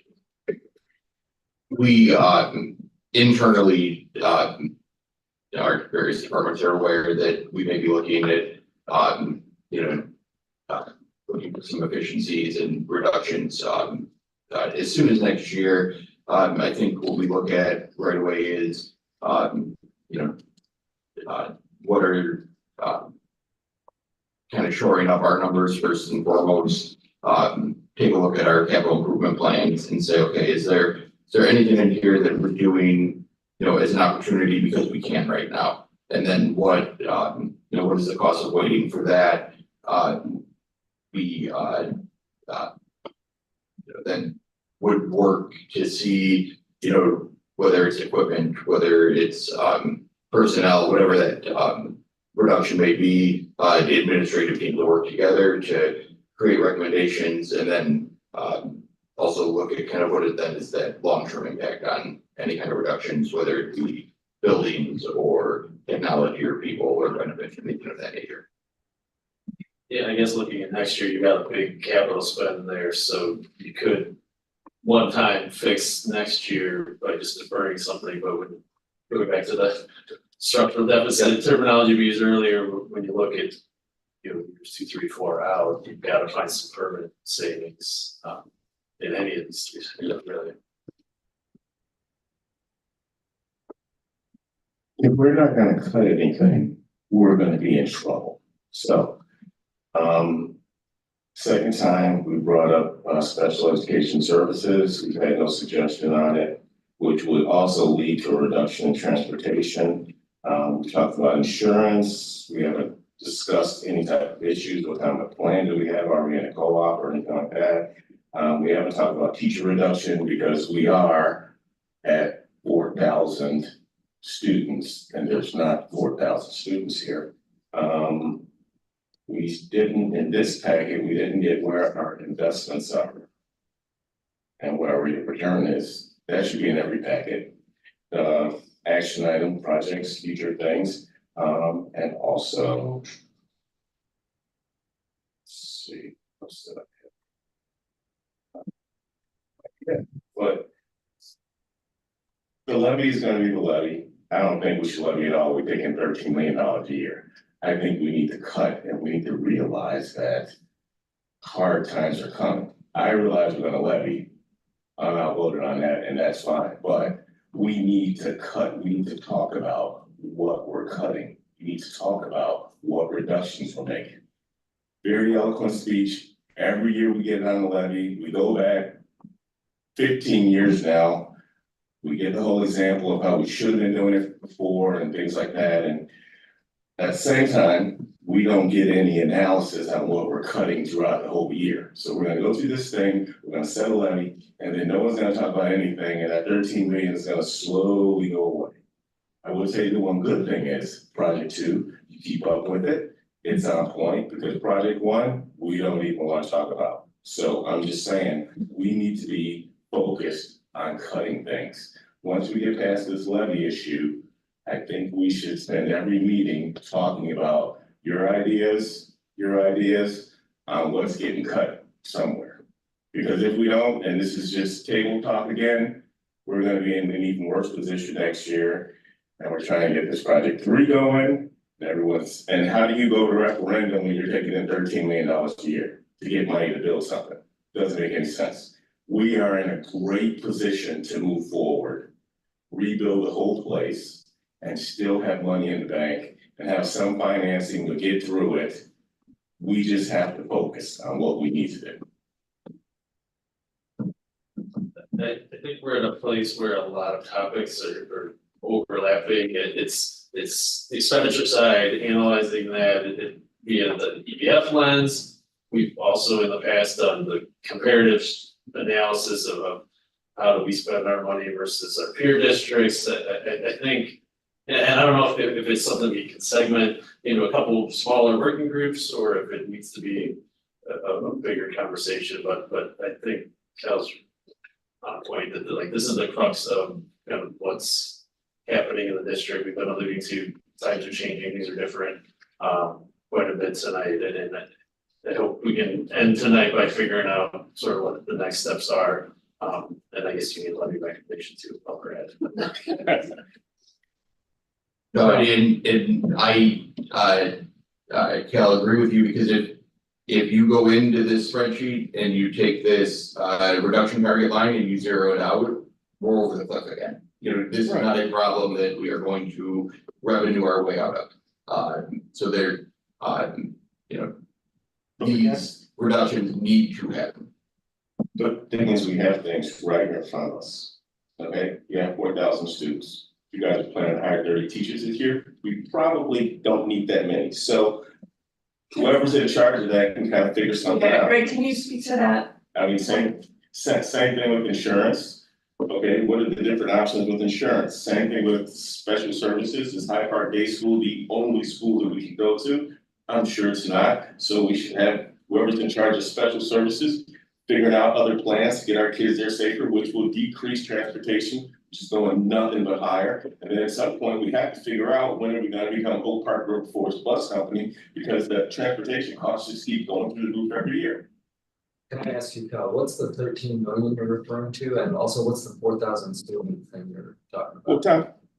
Tom Kowski told us last year, a year ago, 10 years ago, with the planning, people who do the geography stuff every year, they were forecasts for both PR would have 4,000 students by about now. So in planning for it, he planned for it, and I think it might get up to 3,600 or something, and now it's back down to like 3,400. So it didn't really get there, but at the same time, I think we took advantage of it and kind of made school better and things like that. But at the same time, we're kind of overstaffed in some places probably, but not every place. I'm not saying we just have to start firing people, but I am saying when you hire someone, do we really need them?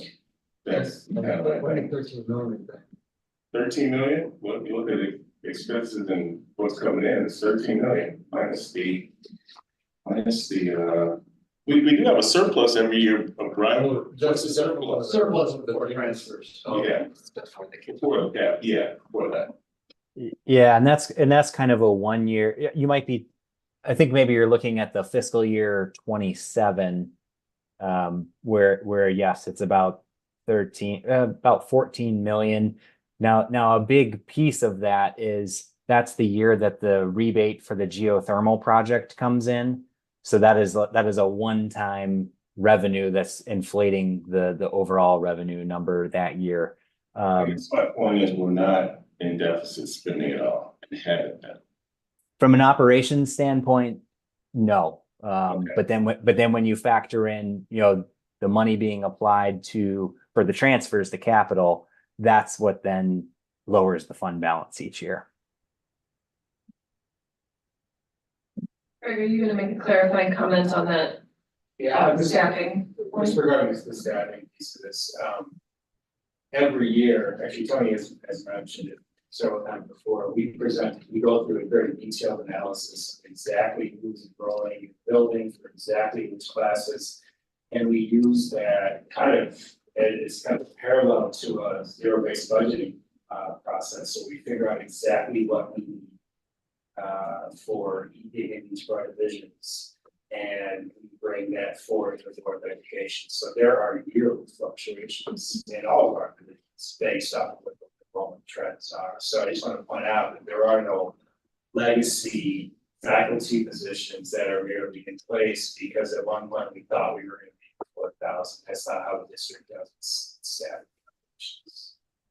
So I don't know exactly, the language that you're referring to and exactly how that story was told or where that exists. I don't know what he said. I hear you loud and clear, but that's just not how staffing works, right? And I just said it hasn't been the case since I've been. This also goes to the comparison to the EVF, which has state recommendations for evidence-based levels of certified staff. And so knowing how we compare with our current enrollment to the levels of certified staff, we should, that's put out every February or so, but we need to make sure that that's more transparent to this group and better understood, because, there's like 29 different factors inside the EVF and it can get complicated. There are ways to simplify that for some talking points.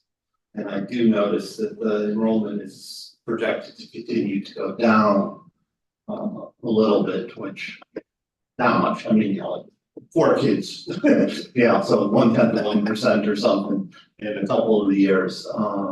But given the way the state funding works, the EVF works, that it is good that the enrollment is staying flat or going down, because we won't get any more money if there's more kids. So,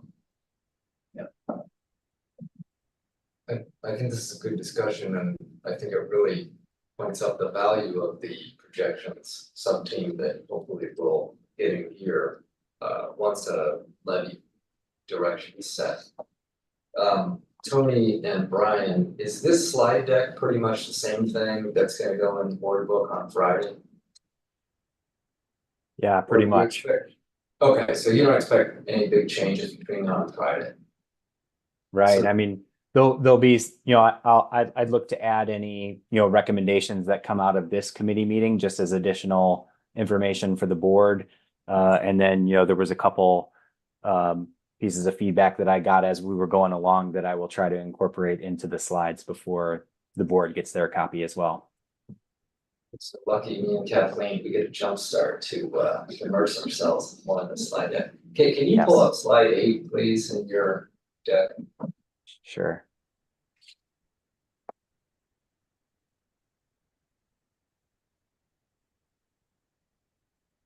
There we go.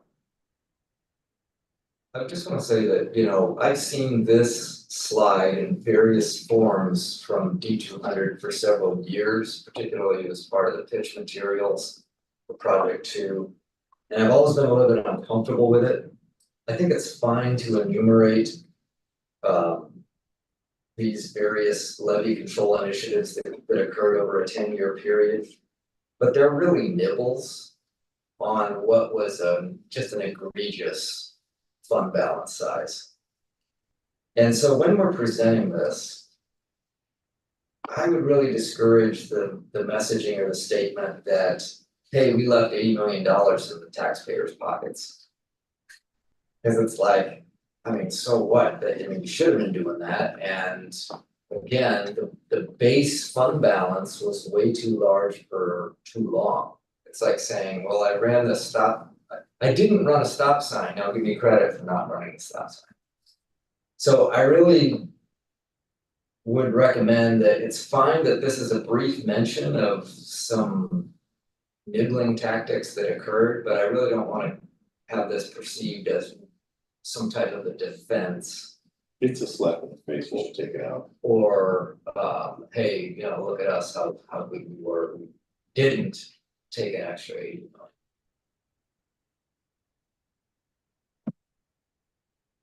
million. I don't agree. I don't think that everyone understands that the gap.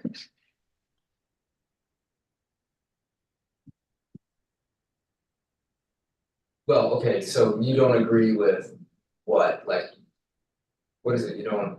I think that knowledge is power. I think that I understand like the nuance and context that you are layering on it, but there still is this gap here, so I guess if the reason like we're showing it is to then decide on future levies, is to show the historical gap between what could have been and what we did.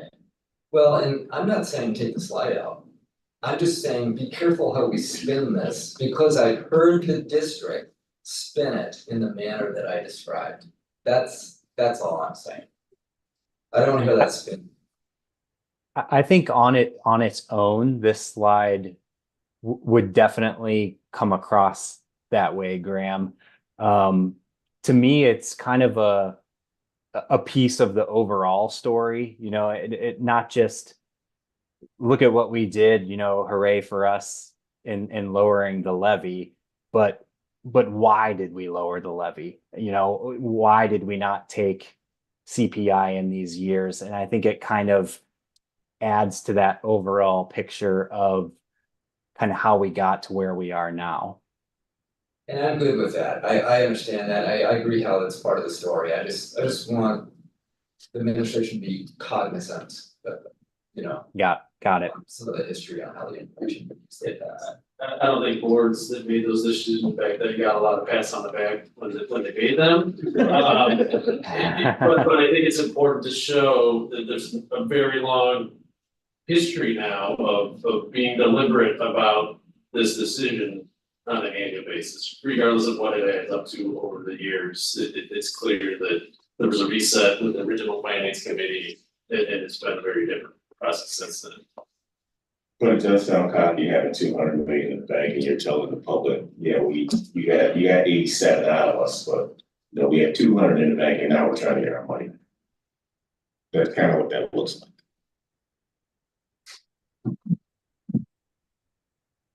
But like you said, we can spend it better. Just like the pool, everything needs to be spent better. So in terms of the question about recapture and how to approach the recapture. So if I'm understanding the recommendations here, all of them include some kind of recapture. There's 3 scenarios. The first one Has no recapture. it has no recapture on it. Alright, And then the second looks to maximize the recapture. And then the third would be just smooth it out at a consistent number, which may be not recapturing everything. oh, perfect. Thank you for that summary. So I wonder, I mean, I think from the CFC perspective, what would be helpful is just some recommendations about like, just looking financially, what makes the most sense, which approach is the most, you know, financially sound approach. And I think there's also in my view, something philosophical about the recapture, which is if we need it, I mean, the kind of concept there is if something unexpected happens then in the future budget, and you thought you didn't need the money, but now you do, then it makes sense the recapture approach makes sense to me. And there are a couple of unexpected things in this budget, such as the increase in special education costs, for example. So I would be very comfortable with a recommendation that said, let's recapture up to about the unexpected special education costs that we encountered this year, because when we did our planning, we couldn't have known about those. I think that's fair. I feel a little bit less comfortable with anything that feels like just kind of recapture for recapture's sake. I mean, we made that decision. The board made that decision a year ago with, you know, with what was expected. So if nothing unexpected happens, then it seems like what we levied should have been the right amount. We should leave it alone. If there are some unexpected expenses, which I know there are, then going back to recapture some of the funds makes sense to me philosophically, and I think it's defensible in terms of how we're managing. So just to clarify, when we're making a recommendation, who is making the recommendation, like, are they members making the recommendation? Community members, So just for the 5 people, that's right. okay. So I guess I have a different opinion, I think that I would prefer that the CFC, and we can look back at our charter to see, you know, what it says. But I would prefer that we take a long view, like, I wasn't here when people made X, Y, Z decisions, that's fine. But if our job is, and I think Bob, you might have it up, right? Sure. If our job is to make fiscally sound decisions, and we're looking at these projections where we really don't have the money that we need to keep going, you know, after X year. I'm agreeing with you, Cal, that we need to have less expenditures, right? It's a both and. But I don't agree that, I don't feel personally bound by previous decisions, like, at all. For me, if it's aligned with the charter, it's what is the most fiscally sound decision now? The couple comments I have about, the levy decisions. One that wasn't considered there and probably at this point isn't worth considering unless there's consensus around it, is instead of smoothing the percent, smoothing the recapture dollars. So there's $2.1 million, take $700,000 per year for the next 3 years. Smooths it and puts you a little bit less at risk for where the CPI comes in. Because while the estimate is currently 2% and there's no reason to change the forecast 5 model, year to date, CPI is at 1.8. It seems very unlikely it's going to be 0.2% for the next 4 months.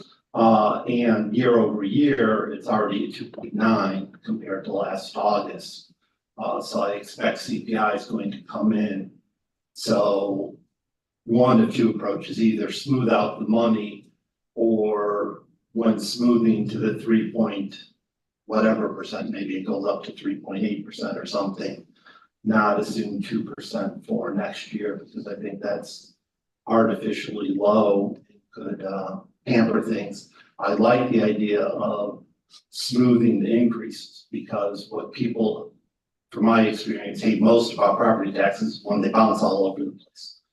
It's up 1 year, it's down another year, it just drives me crazy that, having some sort of commitment to a multi-year thing and not like take all the recapture in 1 year and then next year will be low. And so I very much like the idea of smoothing it, whether it's smooth by percent or smooth by dollar amount to the recapture. I'm fairly indifferent to, and in reality, it doesn't make all that much difference in the numbers.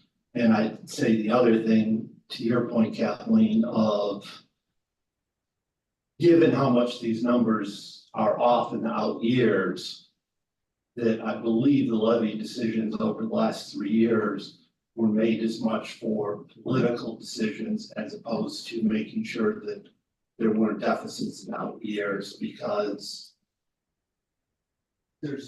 I can't see how the numbers could have shown no deficits 4 or 5 years out at these numbers, so. I think the CPI assumption used to be 2.5%, so the revenue numbers looked really different. Okay, so that is certainly one change too, but even at 2.5%, my guess is those out years, we're starting to drift fairly downward, but, again, I'm not looking at the old reports, but, the 3.5 and 3.5 and then 2.5 are awfully round numbers that make me think that they weren't, here's how much we need to make sure we maintain certain, make sure we stay within the target range, but not like oh, here's the exact number that we need. That I think it was, again, I was not at the table. They're awfully round numbers. To have been, this is exactly what we need to maintain the fund balance is 33%. Is that an option, Tony, to split it by the amount? The only thing I would have to look at is the expiration of the dollars from the first recapture to make sure that we're getting that within the time frame. Believe we would be fine, but I'd want to double check that before we 100% commit to that. That should work. If it was like 0.7 million per year, that would work. And we're not leaving money on the table. Right, that would end up taking the whole recapture. Now, what you could, if for some reason CPI stayed higher or went back up again to what, let's say it ended the year at over 3%, then you're talking about potentially a levy of 3.7, something a little higher than 3.5, next year, if you still wanted to collect the full amount of the recapture. But yeah, it's all kind of playing guessing games with the CPI. And also the plan to recapture over 3 years, whether percentage-wise smoothed out or dollars smoothed out, doesn't commit future boards to doing it. So if savings can be found year 2 and year 3, then that speaks to, I strongly would recommend against option 1, where no recapture is taken this year. I think you could put, without pre-identifying the cuts, it would put you in problems. You can always reduce the levy the next year by the $700,000 if you wanted to as well, so. Which goes back to Cal's point. We never discussed the cuts. There's never been any cuts. We don't cut anything here.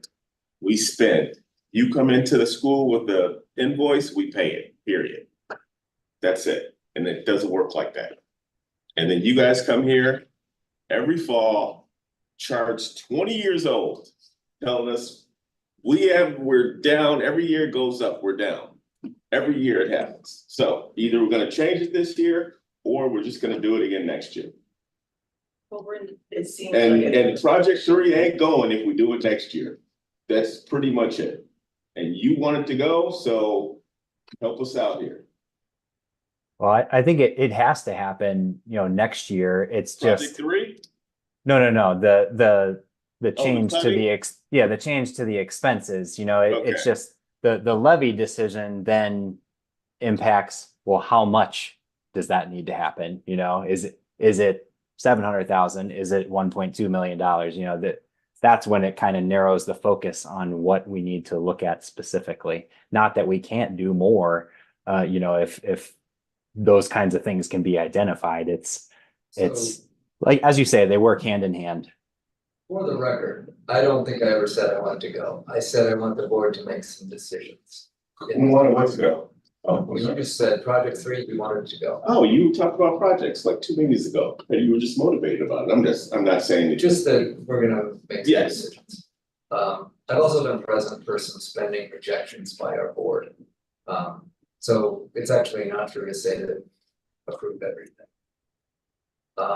So this is very exciting because next Thursday at our board meeting, the board will look to Kathleen with bated breath and say, what did CFC recommend? And so just to kind of frame it up, I guess my first question to the Fab Five here, the actual voters, is do you agree with the parameter that says each scenario must arrive at a fund balance of at least 33%? As opposed to, well, we got down to 30. And then the second question is, you have 3 scenarios, it sounds like a 4th. I'd love to hear how the Fab Five votes on your recommendation. Can I ask a timeline question? If we go all the way back to the second slide with the levy timeline, it did not have this coming back to us that at our next meeting in November. but the board's gonna be talking about it in November and final approval in December. It seems like we're being asked to do a lot at the very front end and then be out of a lot of conversations going forward, so. And I was thinking that too, as this topic was being discussed, that we'd be happy to run the new scenario, bring some of the ideas back, and then really the first step in all this is the timeline to the board. But because we've added the additional meetings, we do have this now opportunity to come back to CFC in November prior to the tentative levy and shore it up. The one thing I need to check on the dates between CFC and the board meeting to see what would have to be in the packet prior to that meeting, but we still can bring it back to further discussion. Okay. I mean, by the time we have the next CFC meeting, the estimated levy would have been approved by the board, but the levy amount is allowed to change between the estimated levy and the final one that's adopted. So this CFC group meets on November 11th, which is very exciting, 1 month later. But it's teed up for discussion next Thursday. So. I mean, I think we could take, Take a poll. yeah, I mean, I'm most comfortable with Bob's suggestion, which I guess is scenario 4. That's, if I had to vote, that's what I would vote.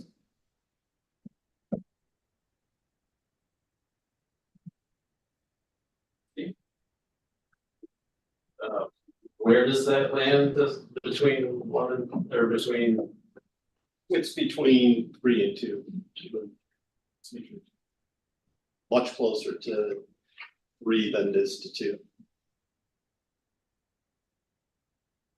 I would also then be comfortable with that contingent on one of our working teams, if we call it, being focused on cost reduction analysis.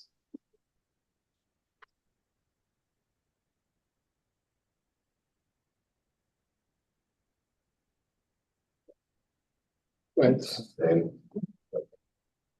yeah, I'm pretty much there too, and just to echo on what you said, Bob, about moving up and down, and I also know not the 25 levy, but the 26 levy, you will have the 26 reassessments, which shift stuff too. So that's always a year, so not this year's levy, but next year's levy will be 27 bills will be a shift of how well the assessor. Yeah. How stuff shifts, and that always does, yeah. I'm sure with the sale prices, we'll probably see our 20% increases in our assessed values. Not that that means taxes go up 20%. So to Bob's point, also, would it make sense, Brian, to adjust the CPI assumption for 26, 27 to even, it's 2 currently, right? It's in the model as 2. It's currently 2, yes. Would it make sense to adjust that up to say 2.5 even before the board meeting, given where we are now? I think playing with it too often just introduces noise. I think maybe running the scenario internally and knowing what, if it hypothetically came in 2.5, what it would look like. But I think that the more you move that number around for non-concrete things, the less useful that number is. It just introduces noise. But to be able to answer the board's question is if CPI came in at 2.5 next year, then estimated levy would be this for tax year 26, and then those numbers would be that, but not create a formal scenario of it. Just, that there should be a lot more thought than me looking up numbers during the meeting as to what the CPI is. They should So, just change. So I did take that into account somewhat with the scenario 3 smoothed projection. It kind of helped me in terms of how I landed on that 3.5% increase. Because not only is that, kind of what we'd be looking at for 2025, but if you're kind of looking 3 months ahead as to where CPI might land for this year, if it falls in that 2.5, 2.6 range, then by the time you add on, in Bob's example, like $700,000 of recapture, you're going to be pretty close to that 3.5%. It may be a couple percentage points lower. But that was kind of, I had it in the back of my mind as I landed on that 3.5% year over year number. So what the scenario 4, may end up doing is it will probably shift some revenue that's currently being shown in fiscal year 28 to fiscal year 29. It's almost just kind of a moving of the revenue between years, based on how it's set up now.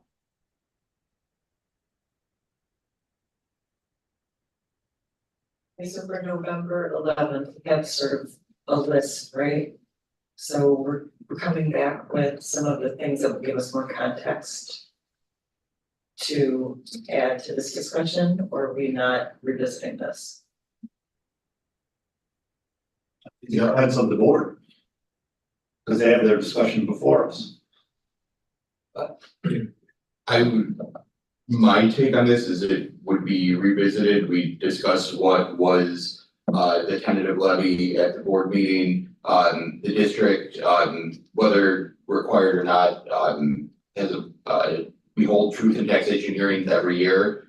That would be, let's say we weren't planning to hold a truth and taxation hearing, and then a decision or recommendation that push us to one would cause a scramble a little bit. But because we're hosting that, it makes the ability to pivot based on a recommendation a little bit easier. And I'm just like on your committee's website trying to find these meeting notes, but it has like old members and dates, and I just need more information, so I can look up some of the stuff that's already there, so that I can just start doing it in the meantime. Are you talking about old financial reports or like the charter and stuff like that? I'm talking about the charter, I'm talking about the old gap analysis that's already been done, right? So even if you don't have for November 11th, the EBF gap analysis, then I can look at the past, it's not gonna be like super different. So some of those things, and then I think the other thing was, we were talking about the deferred maintenance or capital, projection stuff. I can help you find some of those. They're in the meetings archive. They're not necessarily easy to find, but I have figured out how to find them sometime in the spring. You talking about the board book, Dylan, and all that? Right, but it also has the committee meetings as well. Yeah, I don't know if our website with regard to how it talks about this committee is even current, but would it be accurate to say that committee members could go to Tony and say, hey, where's this report? I know it all exists, but it can be hard to find even for insight. Yeah, just send me what you need and we'll direct you there as we can, and I'll try to track everything down with, I know Lisa said she could grab some of the links as well, and we can put everything together and email this out as well. Actually found the EZF from last year. I already told Dr. Mangan that I'll send her the link as soon as I get back to my desk. It's from the March 11, 2025 CFC. Can you copy all of us on that? Shit. Yes. And Tony, I mean, the idea of this coming back makes a lot of sense, just because, this is kind of the great way of operating. That we're gonna have feedback for you, here's what the rest of the board said, it's one of the benefits of us meeting more frequently. I think if we like really stick to the charter, that is the preference, because I know it's one of the things we brought up, that might be like board consideration. But I think for this committee, it should be on.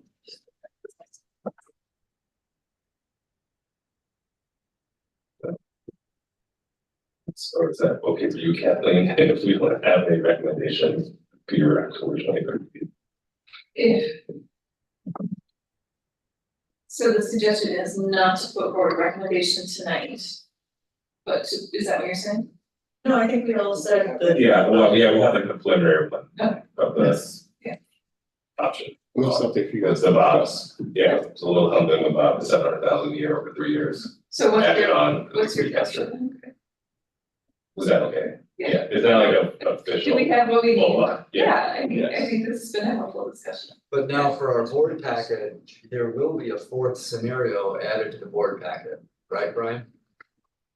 Yeah, I guess that was my question is, would you prefer to see a fourth scenario added, or would you like me to just modify scenario 3 to this, what we're now calling scenario 4?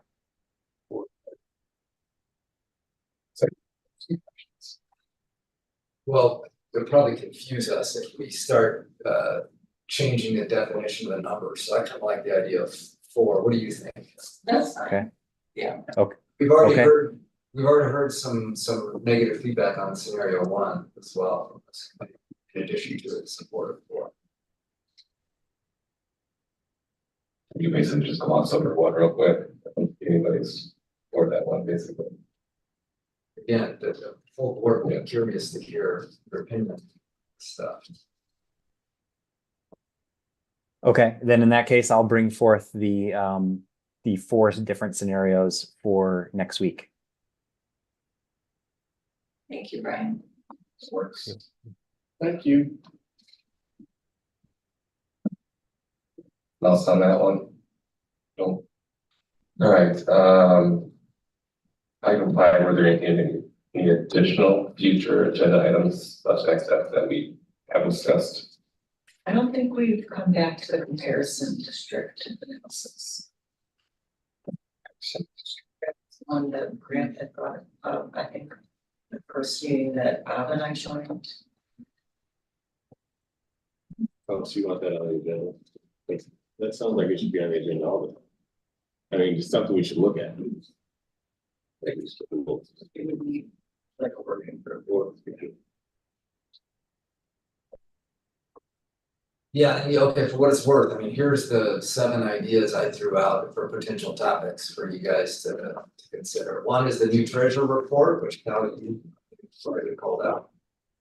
The other one was the final 26 budget, which we heard tonight. Number 3 was recently adopted, or review the BOE goals, which we talked through tonight. You'll get a copy, you'll see the final language. Number 4, review the fiscal governance section of the Board of Education Atlas and consider making this a standing agenda item so that CFC and the Board of Education are always in sync. Because the fiscal section of that Atlas, it usually has a refresh every month. Item number 5, Just for clarification, that atlas includes like the peer group comparisons. Exactly. And the construction and several of these other things that have come up, right? I don't know what you mean about construction, but I thought there was a status of the construction as part of that atlas, maybe the not. P2 dashboard is not normally part of it. Oh, okay, never mind. But no, you're right. That's where the work that you guys did in the spring resides. So the standing metrics of our district's peer group, for example. And one of the main things I was interested in is not only referencing those, but also asking the CSC, what are 1, 2, or 3 additional metrics that would be valuable to add? That's a question I'd love to have CS discuss. And related to that then is ways to connect academic achievement to finance, so that's in there.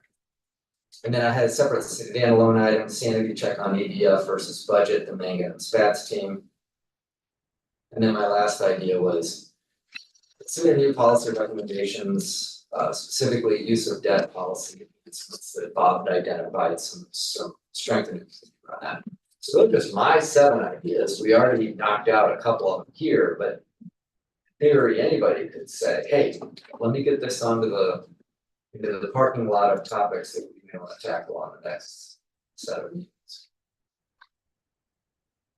I think that one's going to be a huge discussion and is in 3 or 4 different components. We probably almost need to have a discussion as to how to discuss it. If the goal is to provide input to the board's go, no to go decision in June. Because there's issues of how you finance, how much you finance. You know, what's appropriate? Is there anyone we can possibly benchmark to in terms of what level of capital spending is appropriate? I know we never found it when we looked forward to District 97. It's been another 10 years, it's a lot more data, more readily available. And also a single school is a lot easier to deal with than 10 schools. But, you know, some of those things, when you talk about comparisons, I know that the school my son teaches in has 2 50-meter pools in it. So, you know, but by comparison to that, you know, our new pool is nothing. But they also held hosted a World Aquatic Championship this weekend too. It was broadcast on NBC, so they get some revenue from that. So, If you keep spending after having $200 million in the bank, Mr. Davis, you like this? you will go nowhere. So we won't even have to talk about that. We need to start cutting stuff. This is what everybody needs to be focused on, cutting expenses.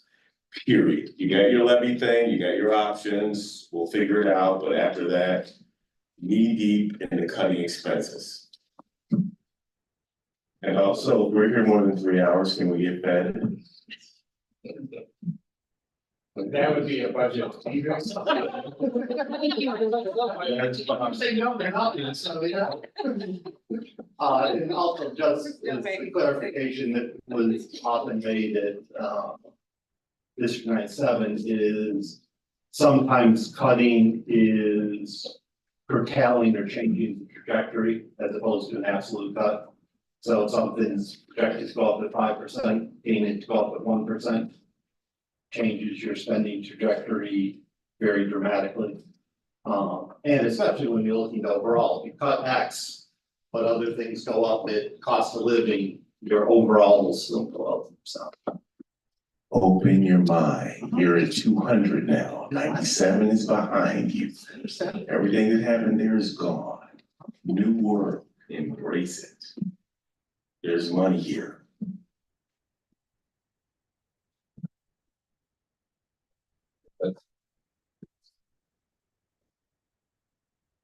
Any questions? Second. All in favor, say aye. Aye. Aye. Any opposed? Okay, good. I've never been at a meeting where people. Actually, Say no. yes, that was that one meeting, but it was last meeting, so the only objective was the last meeting. Say no. So can Would you all agree